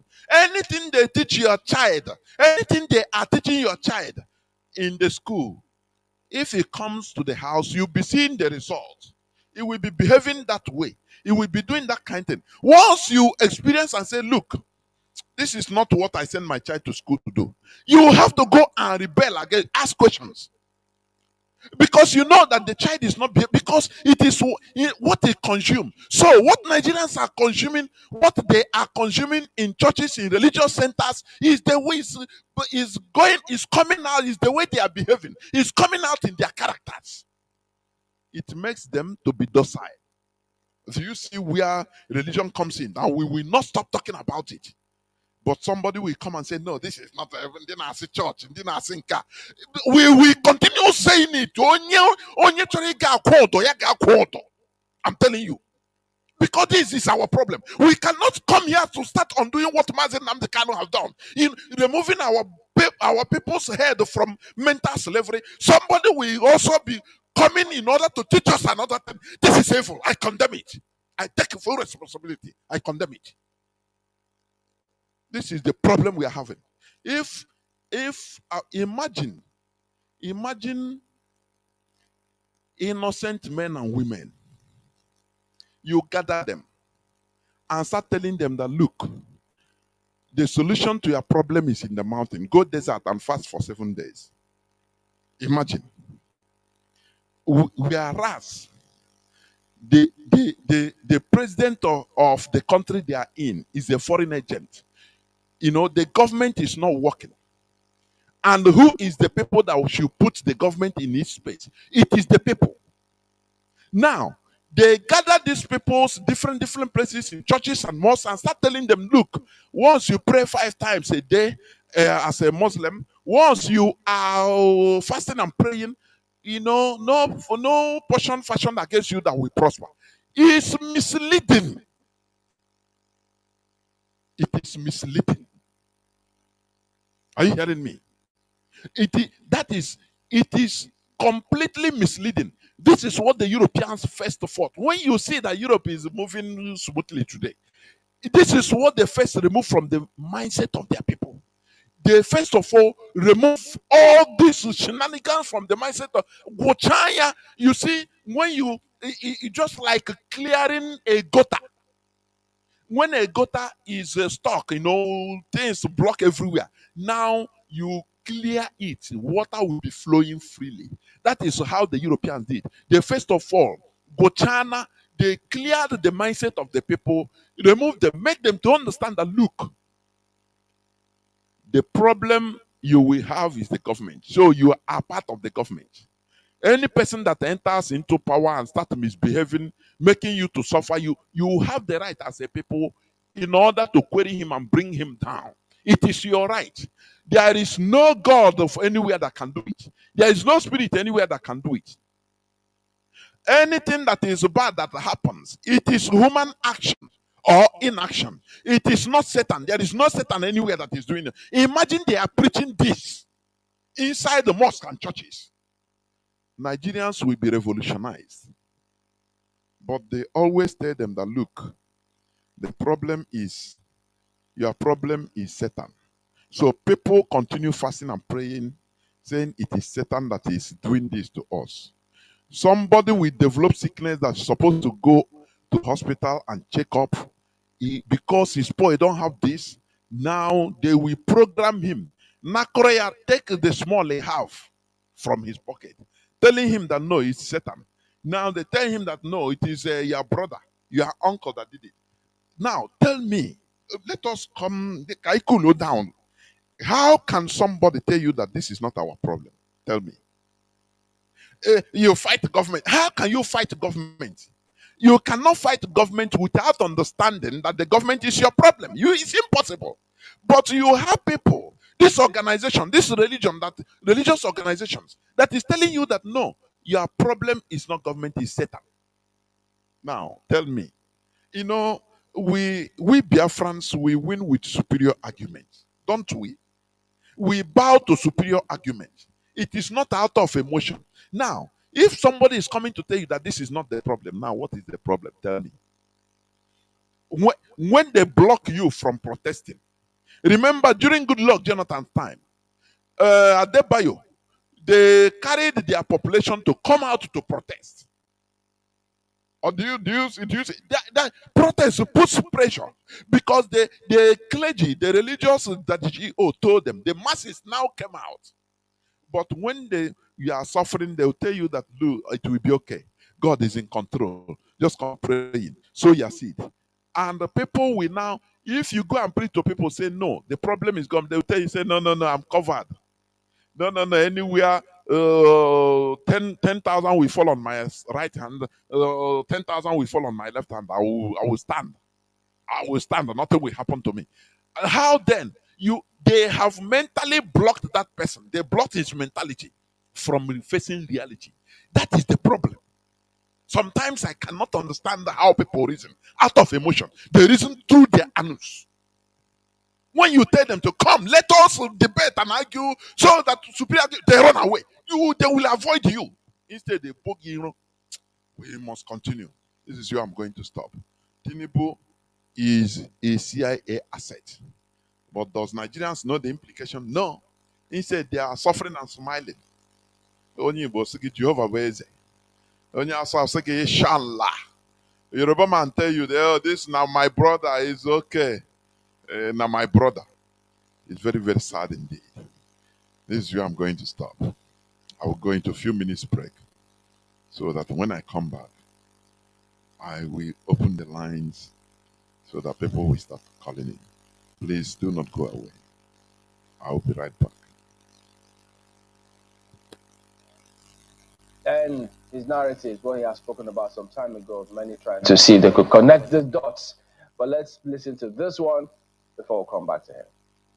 If a fish is going to get spoiled, it's going to start getting spoiled from the head.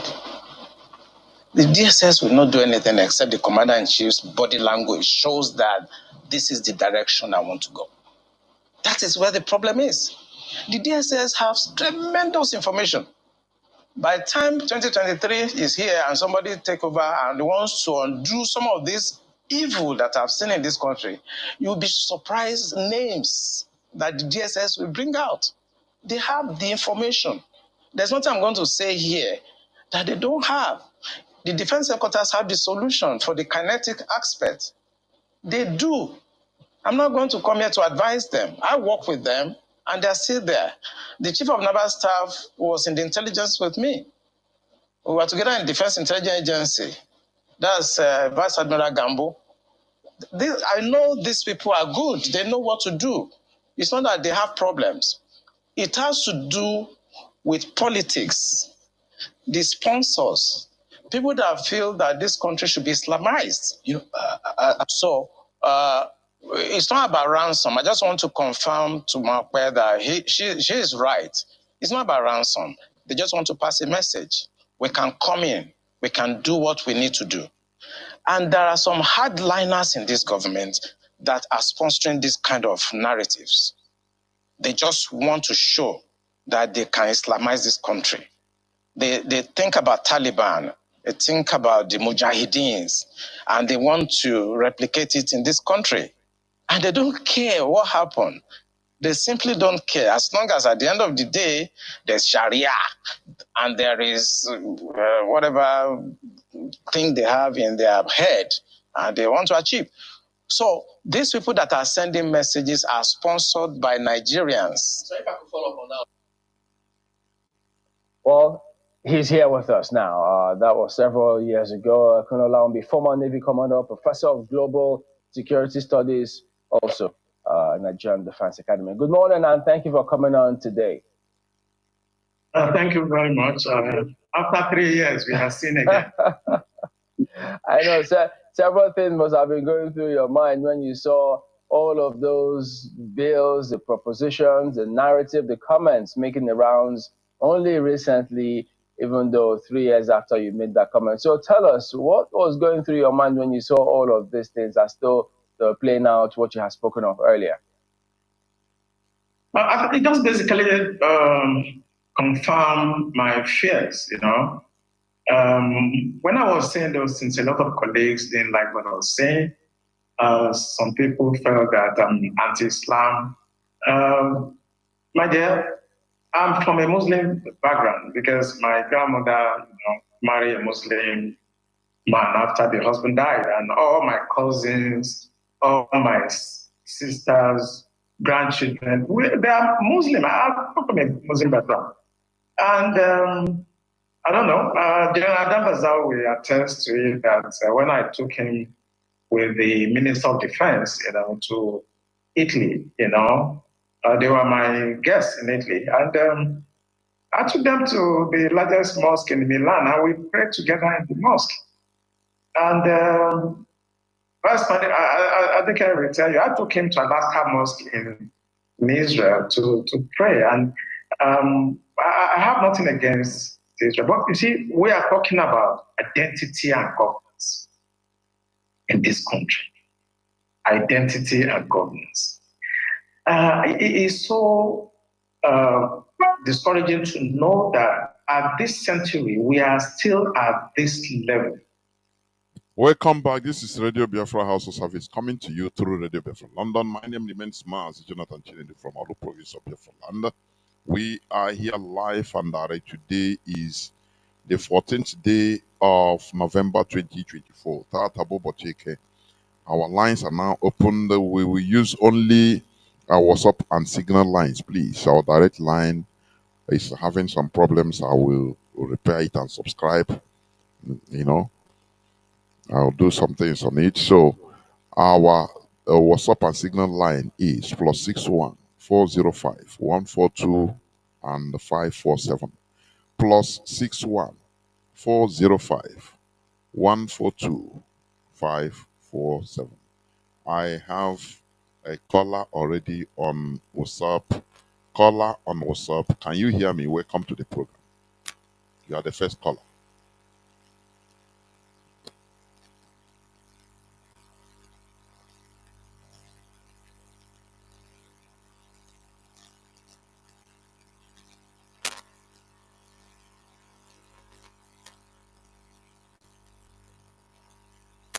Sworn.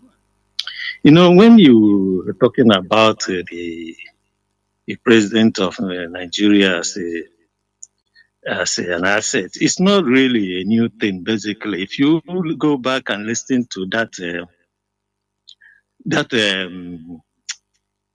interview with that what's it called, the Nigerian naval, that Yoruba naval officer. Yes. That's talked about the colonization. Yes. Yeah. Yeah. If you go back and listen, he said that the State Department were discussing how to change Nigerian government. So they were talking to them, and then they brought in Tinubu. So Tinubu, if we have listened too deep into this conversation, we would have known that there's no way Tinubu is not the only politician in Nigeria at that time. So the only reason why they had to bring, are you hearing me? Yes. All those ones, yes. We know, you and I knew right from time. Yeah. But it's just like a proverb, an adage, yes, as of that time. Yes. So many people will not understand it. Yeah. But this one is completely open. It's open. They don't hide it to the public. Yes. Do you see the difference? Yeah. So that is why I'm hammering it, so that people will understand. So people don't understand. Now they come open and say, no, this man is our asset. We cannot reveal anything about him to otherwise, it will reveal how CIA works, and it will put many of our works in danger.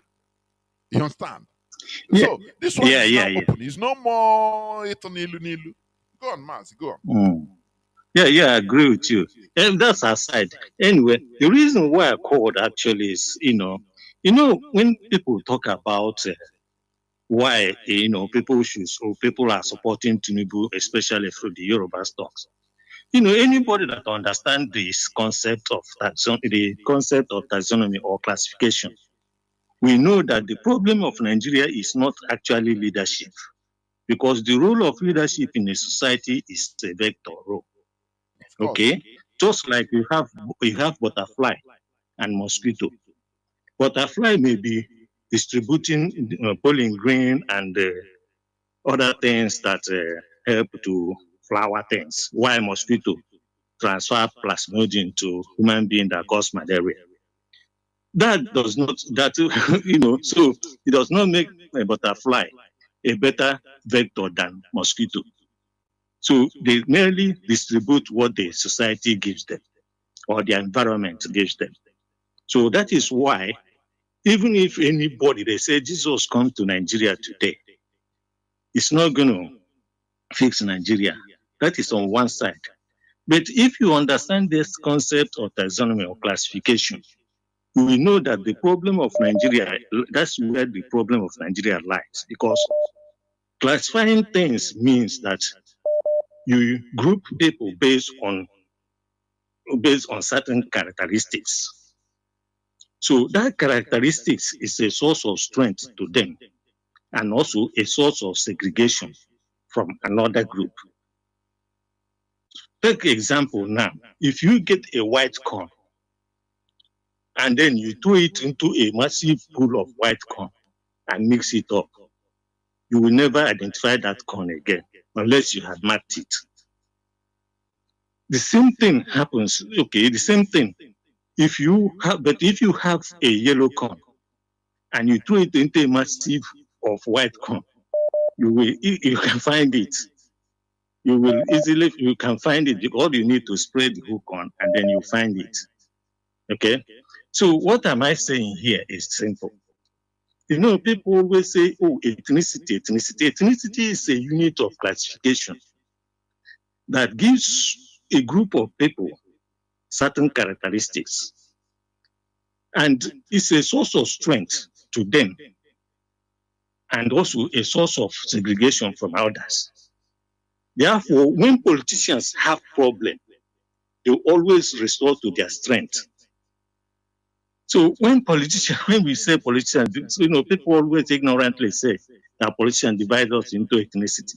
But that's not true because we already divided into ethnicity. The only thing is that they are smart enough to understand their strength. When they have problems, they resort to it, and then just like a corn that is thrown into this thing, you'll be protected. Okay?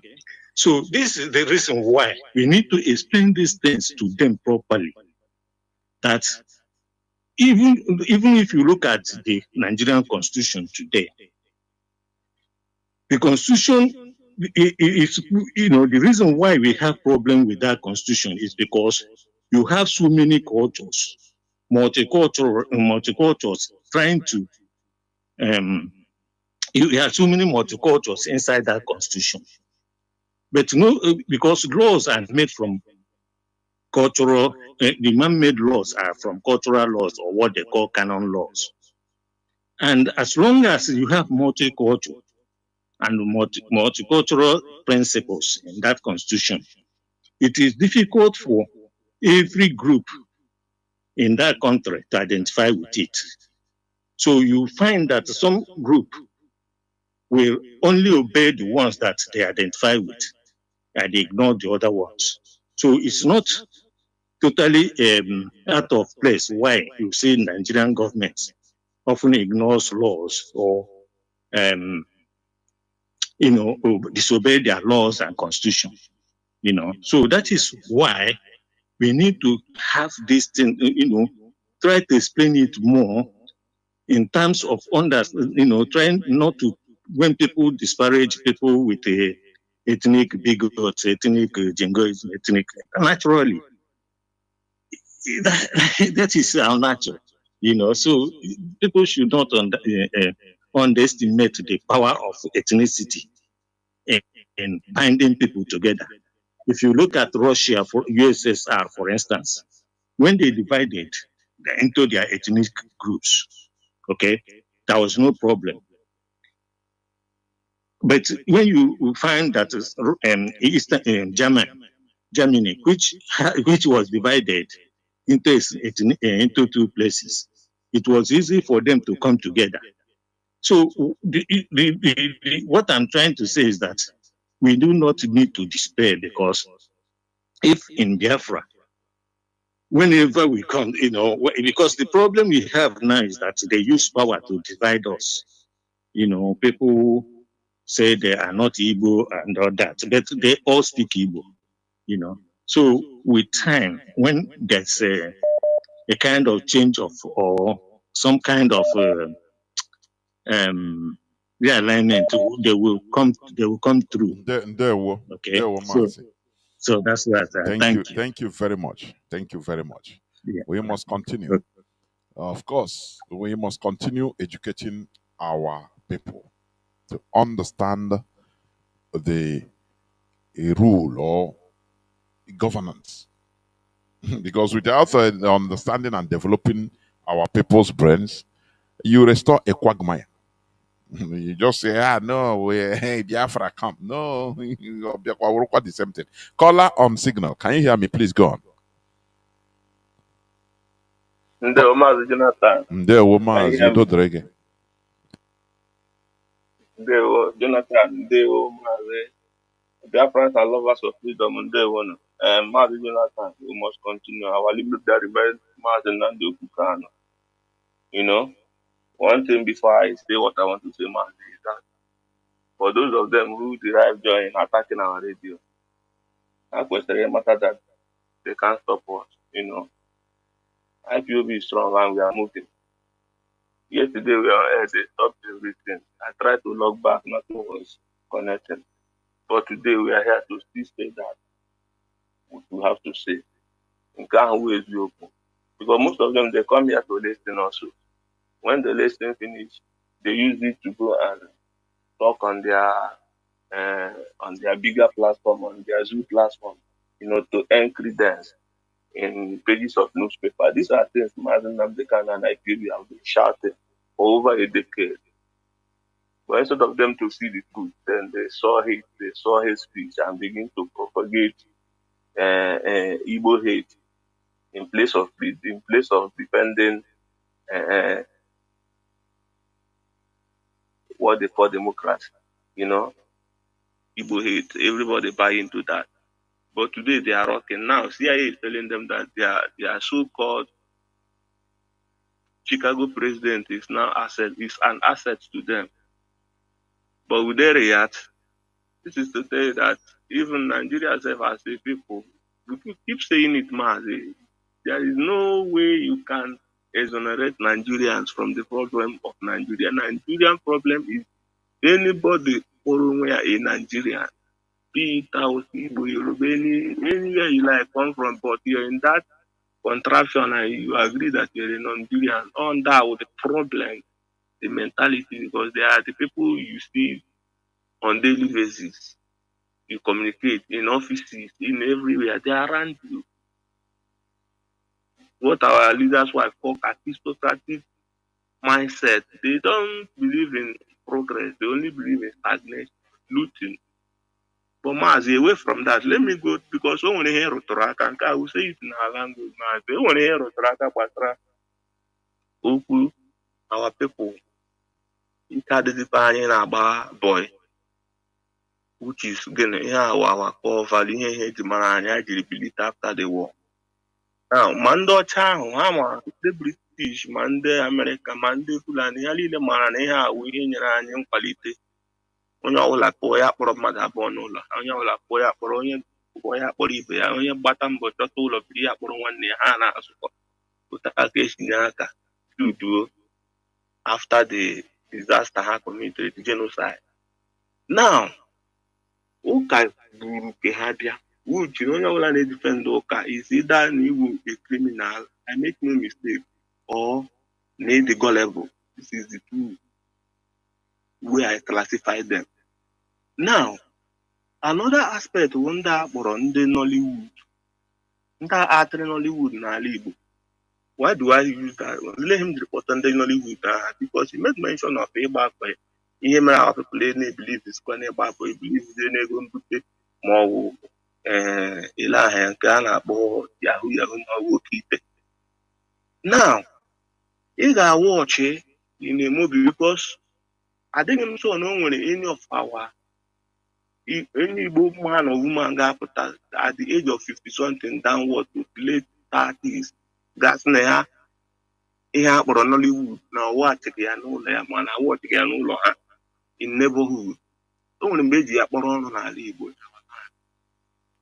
Those days, our father enweghị anyị na-aga 7 o'clock 6:30 anyị agalaga akpọ oche na windo onye anyị ga-anọ na nke ya ma onye anyị ga-anọ n'ụlọ ya wọchị ya azụtala mebi onye nwe ụlọ agbarala lọta weta dị katlet mgbe ha na-aga ahayata dị katlet asụlọ ọtọ ọ gaa na-awọchị ị ga-ahụ ehu family a na-awọchị our people na-awọchị sometimes na-ebecha anya mmiri akwa because of the thing they play iche mgbe ele ihe ndị ahụ ha played in those movies contributory to this thing if Basara, our people are bagazigi boy. Number one, I brother na showcase digging na film na. Mother gaga bachara nwoke boy 7 years, 6 years, 5 years as the case may be. Before you know the man every day borrow maybe buy sometimes you do you lawyer bondo here na with all these things now, they show into the mindset. So I got the one because when I gave up when you maybe na yeah, say do peer boy. I got the one on all of my working on all now. I'm again who work okay, who literally na film who do you know my literally film. This is what informed their understanding of how what politics or what both religiously this thing because it affected so many things. Or most of them ha got what it had that kind of dream. Now, when one na habia zibe for nwa ha, ha elechetara ihe a lere na film. O jikwa ya ga gboro ogwu ego, mba nwa ga agakwala de ewere nwa kpọla azụ. Because atụgo ụjọ ihe ahụ because ihe ndị Nollywood gwara anyị na ọwụ the system of an Igbo man in terms of ịchụta ego.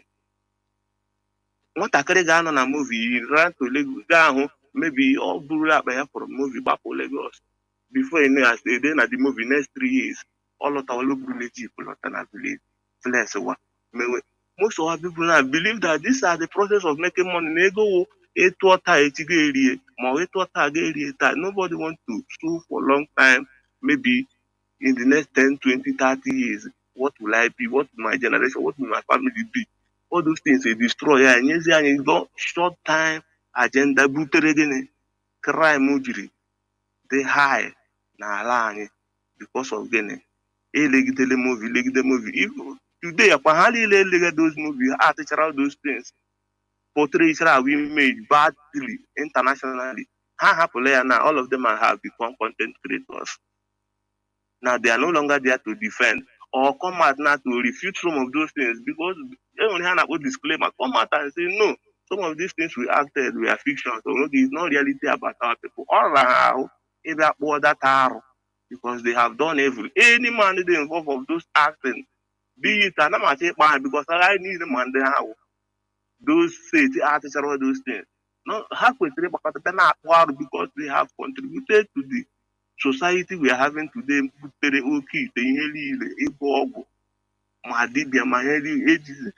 Many business. Dibia kwado mgbọrọgwụ na mkpa akwụkwọ ọwụziele ihe eji ebute ego no longer mmadụ ịrụ ọrụ aka aja aja butere ọnụ mmanụ ihe ndị ahụ eji mara anyị mmadụ ga-akọ ya ubi urute ya bụrụ ji ahụ bụrụ akpụ ahụ gagharịa ma ọ kwụọ ya rie all those things. Natural process eji abụ uru n'ụwa have been changed to artificial process, fake life. Ndị pastọ nọ na nke ha na-ahụ vision. Only onye a na-ahụ vision gwụrụ onye ji ego. Oh man, your vision must always tally to your problem. Onye iro. So onye ji ego a na-ahụtaziri ya more progress. Ndị more progress. They didn't divide us and make us today that as a race, okay, I never get commonality again. The only commonality I want to tonight is just that language. When it comes to belief system, cultures, and everywhere, I'm not going to look. People are allowing adults to tell even not for the coming of Mazi, Nnamdi Kanu and IPOB instituted, which the US leadership carry on today with the heavy burden. Can they push this movement to the right direction? When nobody would have even think of because these people want to chain us, that committed the same genocide again. The rest of people are torn in the Alamaji. And then but today we have come to tell them that we are no longer interested in what they call their Nigeria have expired.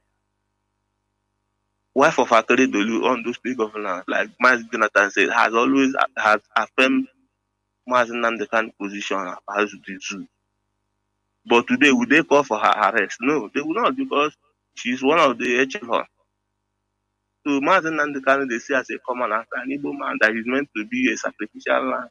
What has he said that these people have not said? Ango Mohammed or Ango Abdullahi has come out to say that Nigeria expired 10 years ago. Who said it? Mazi Nnamdi Kanu have said all these things. So what are you keeping him for?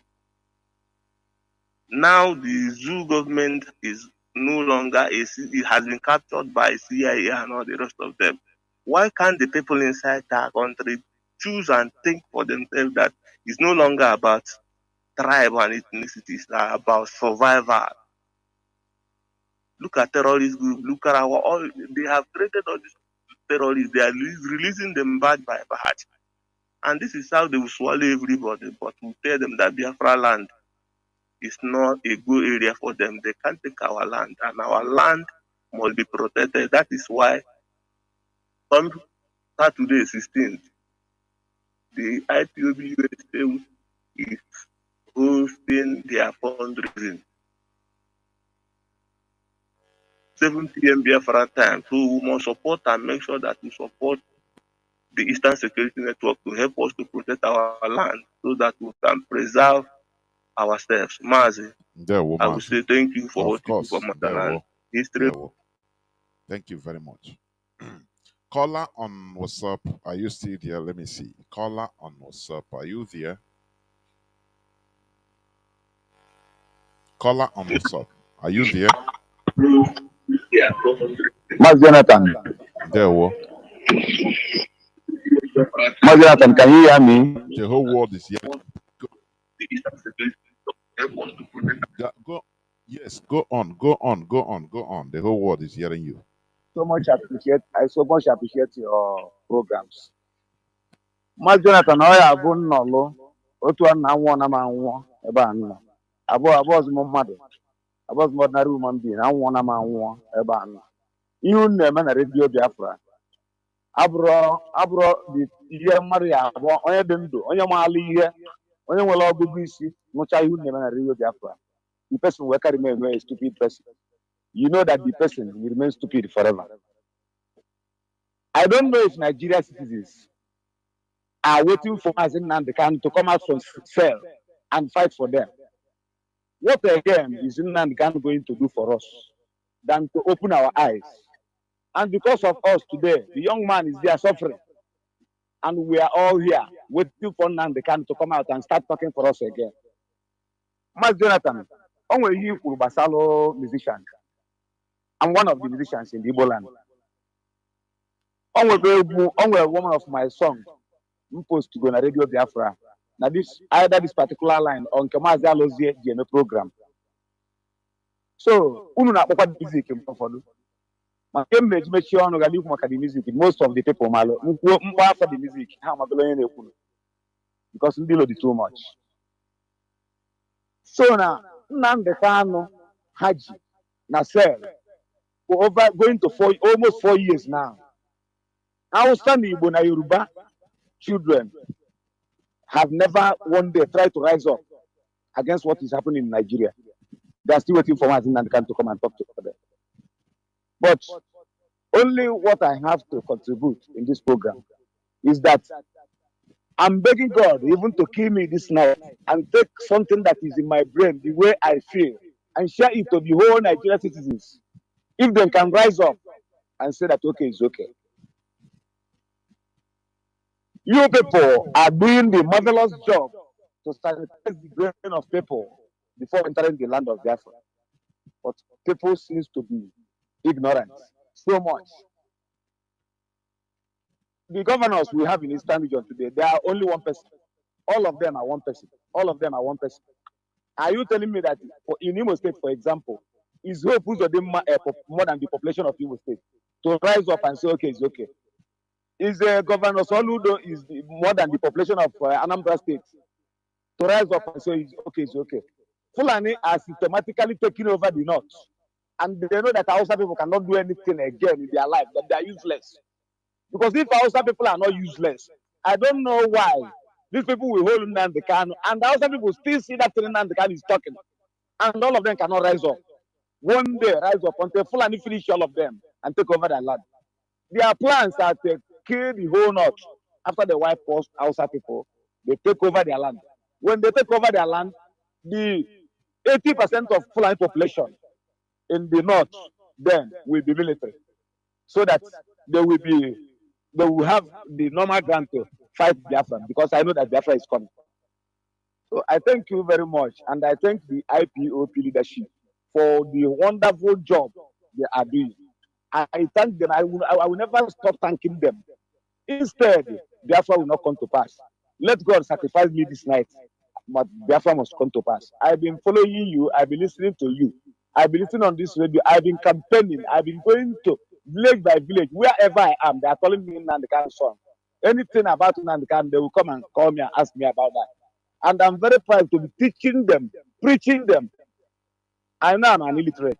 I can't talk to you people on Radio Biafra because I know you people are highly educated. But anyhow, I spoke my English language. You take it from me, understand it from me. But what I'm begging the Nigeria people, Nigeria children, is to rise up and say that okay is okay. What people are speaking here on this radio, I'm not educated, but I'm understanding it. I'm telling many people around me, listen. Continue. No, nothing can lead you to heaven than Radio Biafra. Because people say, well, church will lead you to heaven. You see God. But you will die before you see God. Without knowing truth, how can you see God? How can you get to heaven? And where is the truth? Is the truth in Nigeria? Is the truth in Radio Nigeria? Is the truth in Nigeria newspaper? Where comes truth in Nigeria today? Only Radio Biafra is only way to heaven. People that are seeking the way to go to heaven. So listen to Radio Biafra so that they will go to heaven, because it's only on Radio Biafra you will hear the truth, original truth that is coming direct from the mouth of God. That God they are looking for is talking on Radio Biafra. God, that's the same God is calling them to rise up. The thought is Mazi talking. The thought is Mazi and the Kanu is talking. Or Mazi is here. The God is on Radio Biafra calling them, rise up, my people, rise up and take over and take back your land. But there seems to be dormant. But the time is coming. Thank God that what is happening now is stop. There, Mazi. I don't know. Okay, under reconnection. There, I think you have made your point. Thank you very much, Mazi. Caller on signal. Mazi, you'll be the last caller. Caller on signal. Can you hear me? I hear you, Mazi. Good evening from here. There, Mazi. There, welcome to the program. Yeah, thank you. Honestly, over this week you have been making brokers. I didn't want to call, but I just call in now because of one of our brother, what he just said. My name is Emi Chris. I'm calling from Italy. This our brother said about 2 or 3 last caller now. I said about Hollywood or Nollywood. What I am 100% totally agree with what he said. What these people did, watch all of the movie they produce. 90% of those movies channels to our culture, our way of life, and everything. And the worst thing is that they never play movie that promotes that our culture. Most of them, all they're doing, the movie they did is only against that our culture. Then are trying. Sometimes they are trying to do that. You know that when you watch some of their film, when they see elderly people with red cap in the village, what it appears to people under joke how they are bad people. They see you and that's what they are performing in the whole of their movies. And this thing that there's in the Western world now where we are, there's a movie that you cannot watch before children. But Nigeria have the policy, with the government, with anything guide, everything. They leave everything open. Then children watch the movie and think that it's just like that. All the work and upon able today. Cox of this and your cake. The rattlesnake. I think what they call that movie. Merit. That is where all this thing generated in 1991, 92. I stopped watching video all this Nigerian movie or Igbo movie. I stopped watching it since 2001. To now, I can't spend my 2 hours watching movie, because one day I was going to Opiweka down flyover in Onitsha. I met Kemo Haneze. Many of them about Rita, all of them about 12 of them on top of that bridge flyover. People gathered. I said, "What's happening here?" I stopped my back and watched. I see that we are producing a movie, And what did I saw there? Kemo Haneze was a movie coming with a Beatles. All the Beatles has no engine. But these Beatles, we look at the tricks there. These Beatles, they tied it to rope. So now what they did, they push it. This Kemo Haneze get inside that Beatles, and they pushed the Beatles. It was running. No engine inside. It has no engine. And the person covering the film was covering the film, and they were shouting, "Blood of Jesus, blood of Jesus, blood of Jesus, blood!" in times of accident want to happen. And this Beatles, they push it at a certain point. They asked everyone to release it to leave. Everybody leave. The Beatles went close to the iron, the protector of that bridge, and stopped there. You know what they did? They used hand, they tied the rope, big rope, and use hand and push it and throw it over the bridge, and they cover it. It means that they had an accident. Then the car fell from the bridge, and they kept Mohamed as a survivor. He said was a Reverend Father there with the garment of Reverend Father. So I watched this thing. I said, this is the tricks they are using for this movie. Therefore, I, Emirates, can never again. So I want to watch a movie again, spending my time that I can use to do another. But in a nutshell, what I want to say here is what our brother said.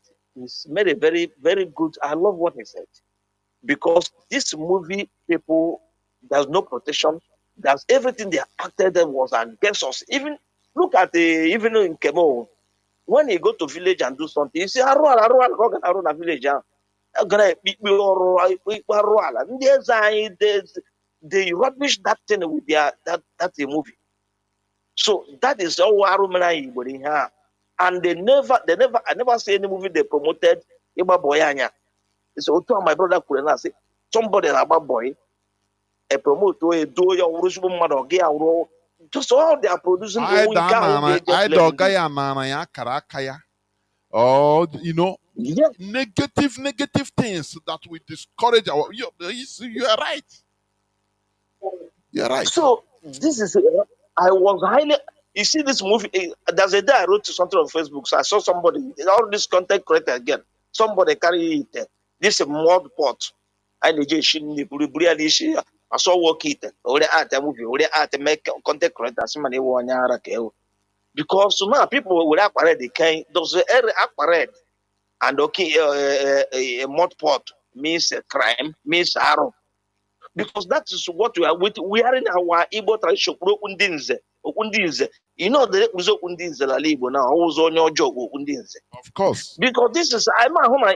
Yeah, we have program. Now they show they destabilize our culture. Make I hate your wine, and they were hatred came from all these things. And we don't trust each other now. Then gradually, it was a program something for me. They preach against everything of our Igbos and therefore America people.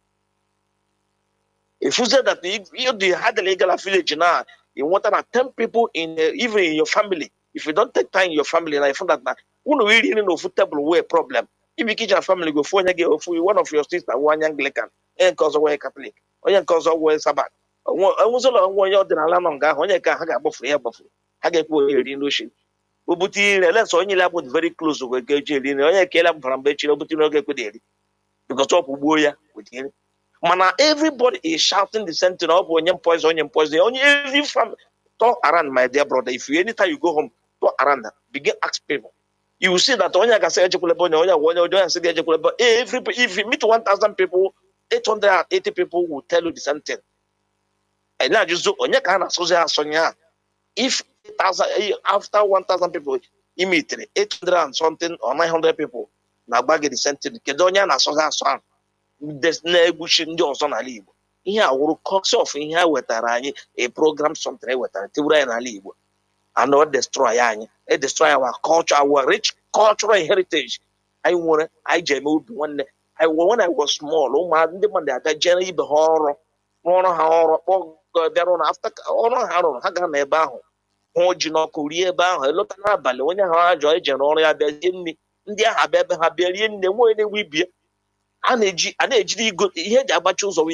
ordinary key. Now you think of when those people they live in harmony. Now this time around, that now I am wasing Kayama, I am amazing Haima. We don't live in harmony. I am a Suzo Wanya so was in the Arwa Kapuzenjo. And what Arwa Kazukwe more than even before we were with those days honey Kumati. Then look at the all of us now are like Christian now. But the things not happening in our community now, the worse than in here before. So you see that here we program something, my dear brother. So I am 100% concur.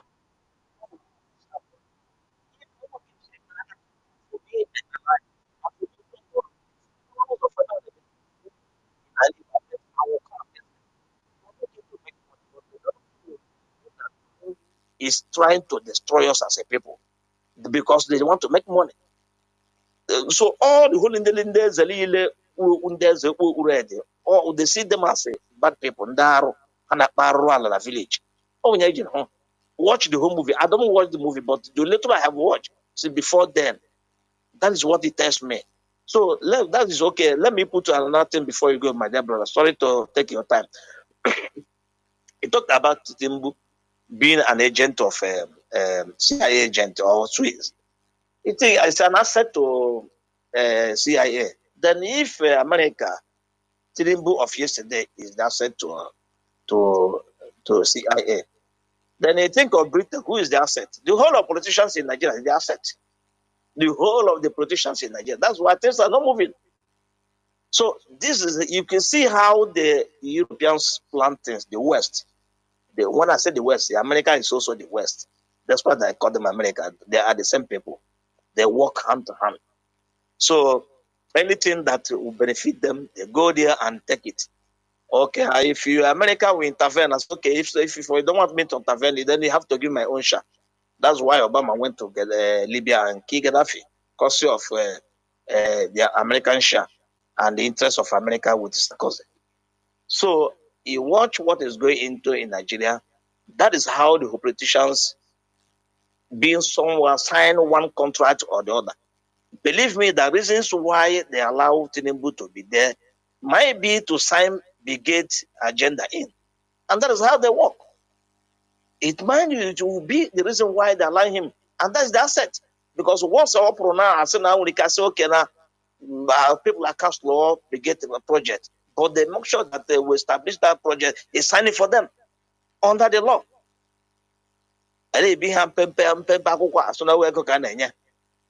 So, my dear brother, we are in danger. What I'm calling our people, our Igbos, they should rise up wherever they are. All this year in, year out, cycling ourselves in the same one thing. Every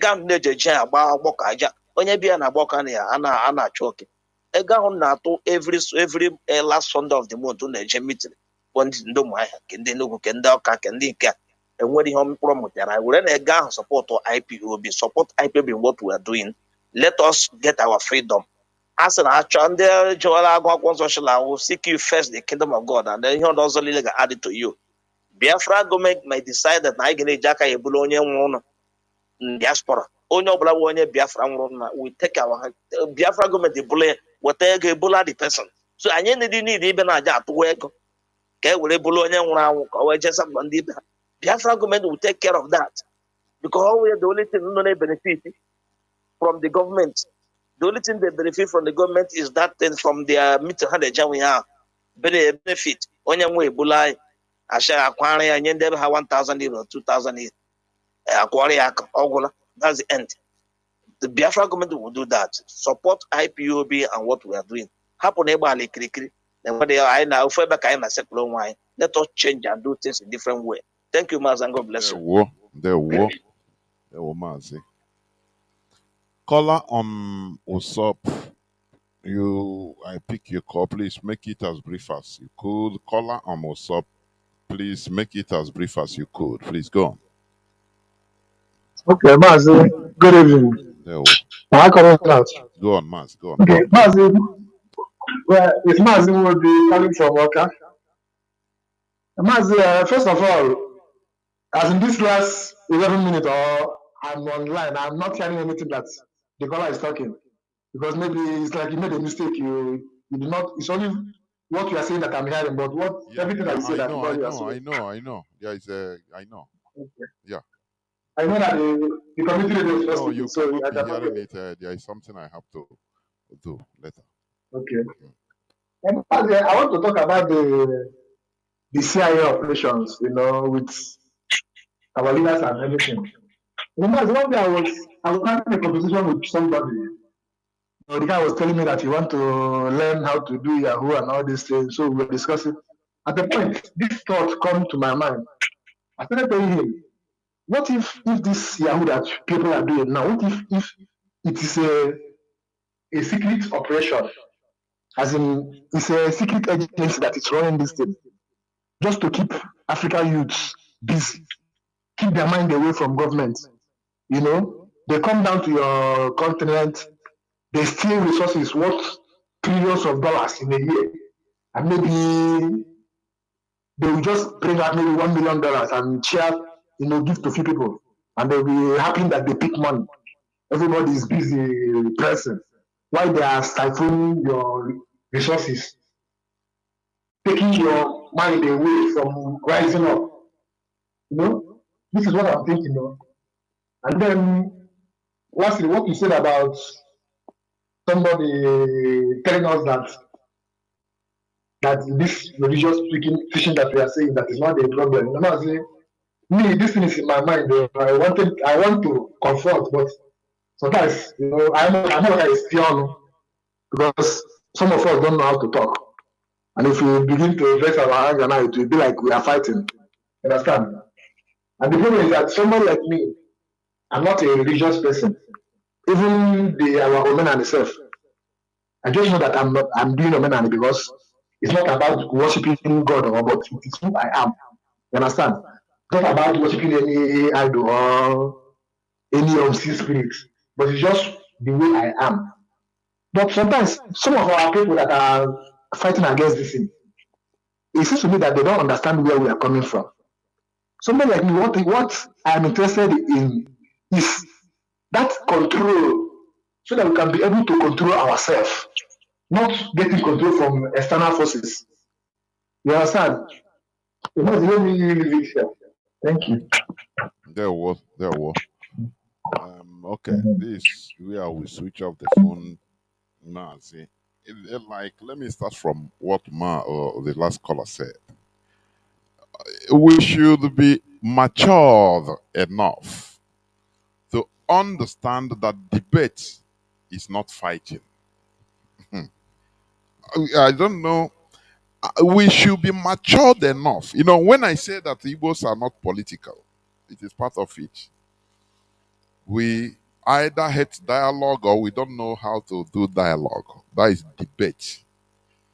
Mazi Nnamdi Kanu came and made us to understand more that we should respect to superior argument. It's not fighting. Anytime I do program, mostly on Saturday program, I used to invite people that has opposing arguments. I used to like it. Sometimes I used to have one or two, and we used to do robust argument to learn.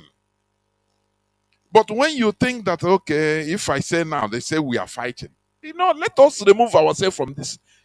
This is a cake mentality. Let me tell you, in this Radio Biafra, any person that does not like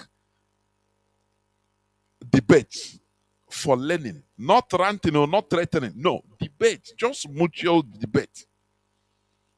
I am telling you, that person is not fit to be, in this platform, whether you are calling or you are broadcasting. What of Mazi Nnamdi Kanu that people come up, how many times do people come to even rant on him? He keep quiet. And he will convince you with superior argument and you calm down. That is how it goes. But anybody that either calls in here, start ranting, or you don't want to just impose his thing, or you are handling microphone here, and you don't want opposing arguments, You don't want person to express himself in a civilized way. Know that that person is not fit. Is not fit in what we are doing. It doesn't matter who. Because we learn from Onyendu.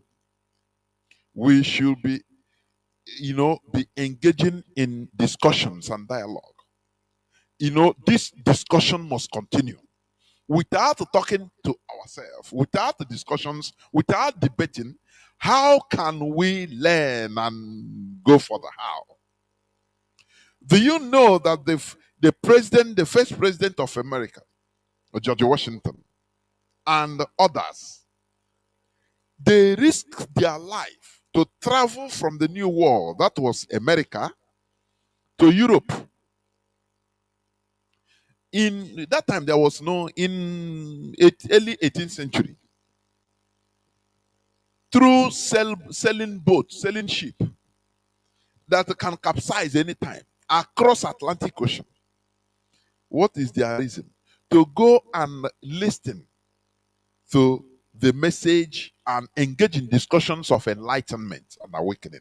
What you are listening today, what we listen from Mazi Nnamdi Kanu, and we continue today, you are listening from your bed, from your warm room, in a cold place, from your warm room, from your AC in a hot place, you are in a comfort place. You are listening with them. So we must engage ourselves in this discussion. We should. This meant like what I started with what the last caller said. No, I don't know how to engage you before they say we are fighting. How dare you say that? People call Mazi Nnamdi Kanu and say he only do see. I disagree with you. How dare you think like that? Go teach nature like that. I have said it anytime I'm on air. If after teaching, after my submission, I open line, I want somebody to come and even dispute what I said. I used to like it because it makes me learn more. It makes me learn. As long as you come, we are brothers. We discuss issues like brothers and sisters. We engage in dialogue. It's not about ranting. No, stop saying this. No, that is what I hate. Bring out your argument. I ask you questions. Also, you can ask me questions. Now, listeners will now deduct, not in position. We are not there. The problem I have with religious people is they block their mind. They say, don't argue. If you argue, you sin against the Holy Spirit. Do not engage in argument. That is the most problematic we have. It happened to me now. If you are going that time, Ozioma, preaching, they will tell you, don't engage in foolish argument. It's against the Holy Spirit. Any person that does not accept what or believe what you say, just, how do they say, throw your leg, remove sand from your leg. That is that mentality that we are trying to remove here. We must dialogue. It doesn't matter what. Mazi Nnamdi Kanu say, we question everything. Now, why then should you or would you think or conclude that, if somebody said this on Radio Biafra, now how can I challenge him? Once he open line, call. I'm not excluded. Why are we cowards? It's not fighting, for goodness sake. Call and say, Mazi Ikuru, I love what you are doing, but look at my viewpoint. I don't accept. I don't think it's like that. This is my viewpoint. People are listening, but it could be Bruzy and Obi. This is wrong.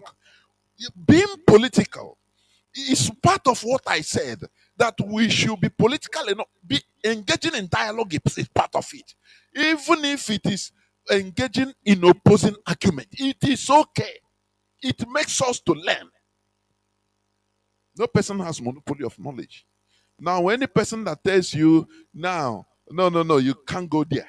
I don't argue like that. I don't step like you remark the person. Remark that he is not with us mentally. He is just talking out of sentiment. He's not with us. Any day submit I make submissions here. I love it. I even encourage people, please, if you have if you have opposing arguments, do not fear. Call. Take a phone. Call. We learn from each other. It is symbiosis. So, our people, we should know, we should understand the importance of dialogue, talking with each other. Now, look, Igbo people, we don't know how to argue. It's natural. I see it. And it's a problem. That is why, before you know, fight will come out. We are people gather. Before you know, people will start, why you, now, what do you get? You reach me? Because they have nothing, nothing upstairs, nothing to argue, no argument. So they enter into social status. Now why they talk to me? Now you go oppose me like that. Nah. A viable country, we must dialogue with each other so that superior argument will bow down to superior argument. We accept. I say yes. Now the point you made, you are right. That is how it is. We learn from each other. Now, coming to this Nollywood, honestly speaking, our people, Nollywood follow in destroying us. Are you hearing me? Nollywood. What our brothers say, they are right. There is no film, no Nollywood film that portrays our culture in the right direction. No. I never see it. I say I stopped watching all these things for a long time. For a long time. No, they must make sure that they, they portray meme or our Igbo cultural this thing. Cap or Ishiago is a poison giver. Is Onyokwego. Is one bad person or the other. It's portrayed. So that's why in Hana they call even foreigners calling the Igbo. It's true Nollywood. You see what? Do you see what they are causing? Many people, you watch Hollywood, American movies, and you put America as if even they are God because of their movies, because they promote American culture. They promote that they are larger than life in their films. One American soldier will go to Vietnam in the film, or we go to North Korea and destroy a country. So, as a child, you use it, you start that program in your head, you put it in your head that Americans, they are invincible. That is how they want you to be thinking about them. But in our own Nollywood, they say the reverse is the case. They made our culture, our people, anything concerning Igbo culture, they demonize it.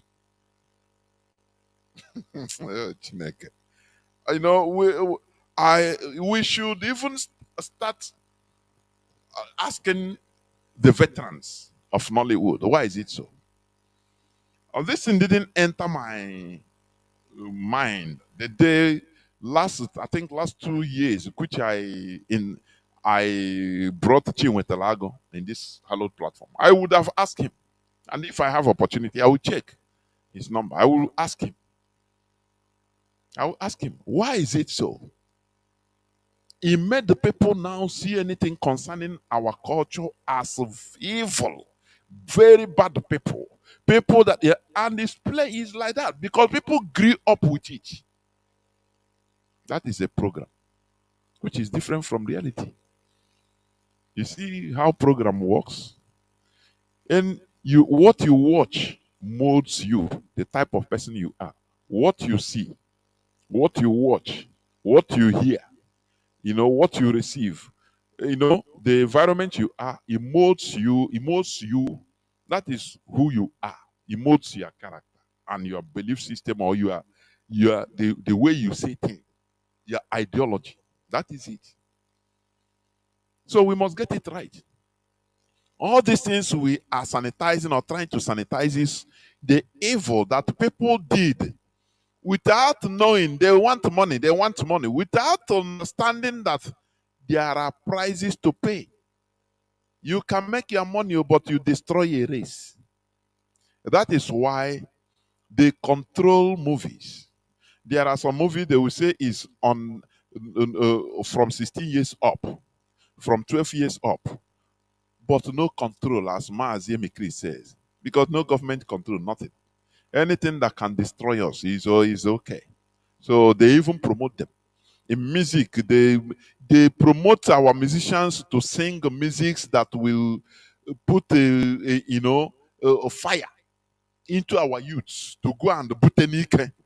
They showcase riches in music that no takeshi buti na ibutike iweze ibutike chiegeze. Do you see what our people sing in Igbo musicians and well-known musicians? Everyone came no galai the other day. Watch again. Hey, this thing should be banned in our land. Showing flashy houses and cars. Ibutike weze chiegeze in our village. So when children are watching this, youths are watching this, how then do you want them to go and work hard? They will try everywhere to make money. And church is there for them, for miracle. People that call themselves native doctors, they are there for them. If they go there, they need quick money. So kidnapping will work. Is it not carrying gun and kidnapping somebody? And it will go now. It will go 200 million, 100 million. They didn't work. It's miracle. It's part of it. These are the societal problems that we cause by ourselves. And you'll be through Radio Biafra. It's not easy, but it's not impossible to do. That is a call. That is what we are here for. That burden carried by Mazi Nnamdi Kanu. That is why he's suffering. In order to deliver his people, sanitize the brain of our people, to warn us, to let us understand the dangers we are in. He is there, and now suffer for everybody. And here we are now every time, trying to save people that don't want to save themselves. But we must continue, because what is happening, it will touch everybody. And we should react before it is too late. Thank you for listening. Remember that on Saturday, that is after tomorrow, will be the Zoom fundraising, ESN fundraising via Zoom. Do not forget to join and to donate. And we are now watching here, so now you see what is happening. The northern part of the zoo, the Fulani, they are breeding, they are breeding different terrorist organizations. Is the program, is part of it. But we must continue. Biafra remains who we are. Biafra remains our religion. From me, Mazi Jonathan Chinedu, from here, it is simply good evening. Enemies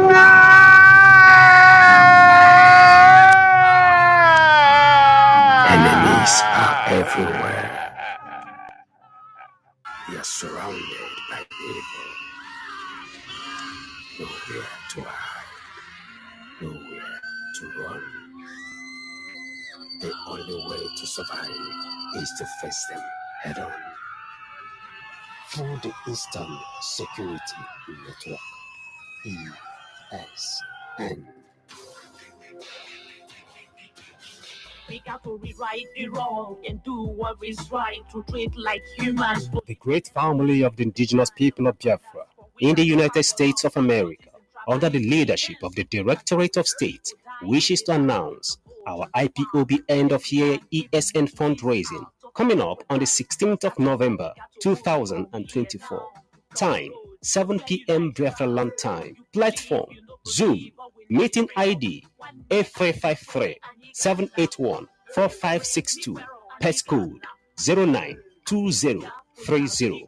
Contact +161 093 14943 or +148 476 708 48 or +18 452 839 665. Reason for the fundraising. We must make sure that our siblings living in Biafra land are not chased out from our ancestral homes by the Fulanis and other murderous agents in the contraption called Nigeria with the help of ESN. We must make sure our farmlands and bushes are safe for our parents and kings to harness against the evil agendas of the blood-sucking agents in Nigeria with the help of ESN. Most importantly, the lives and properties of our people living in Biafra land must be protected at all costs by ESN. With your support, your free will offerings and donations, we shall achieve this by keeping our land safe and secure as we pursue the goal of restoration of Biafra. Come one, come all. This information is reaching you directly from the office of IPOB All State Media under the leadership of Mazi Nnamdi Kanu, the leader of the indigenous people of Biafra, IPOB. All hail Biafra. Support ESN.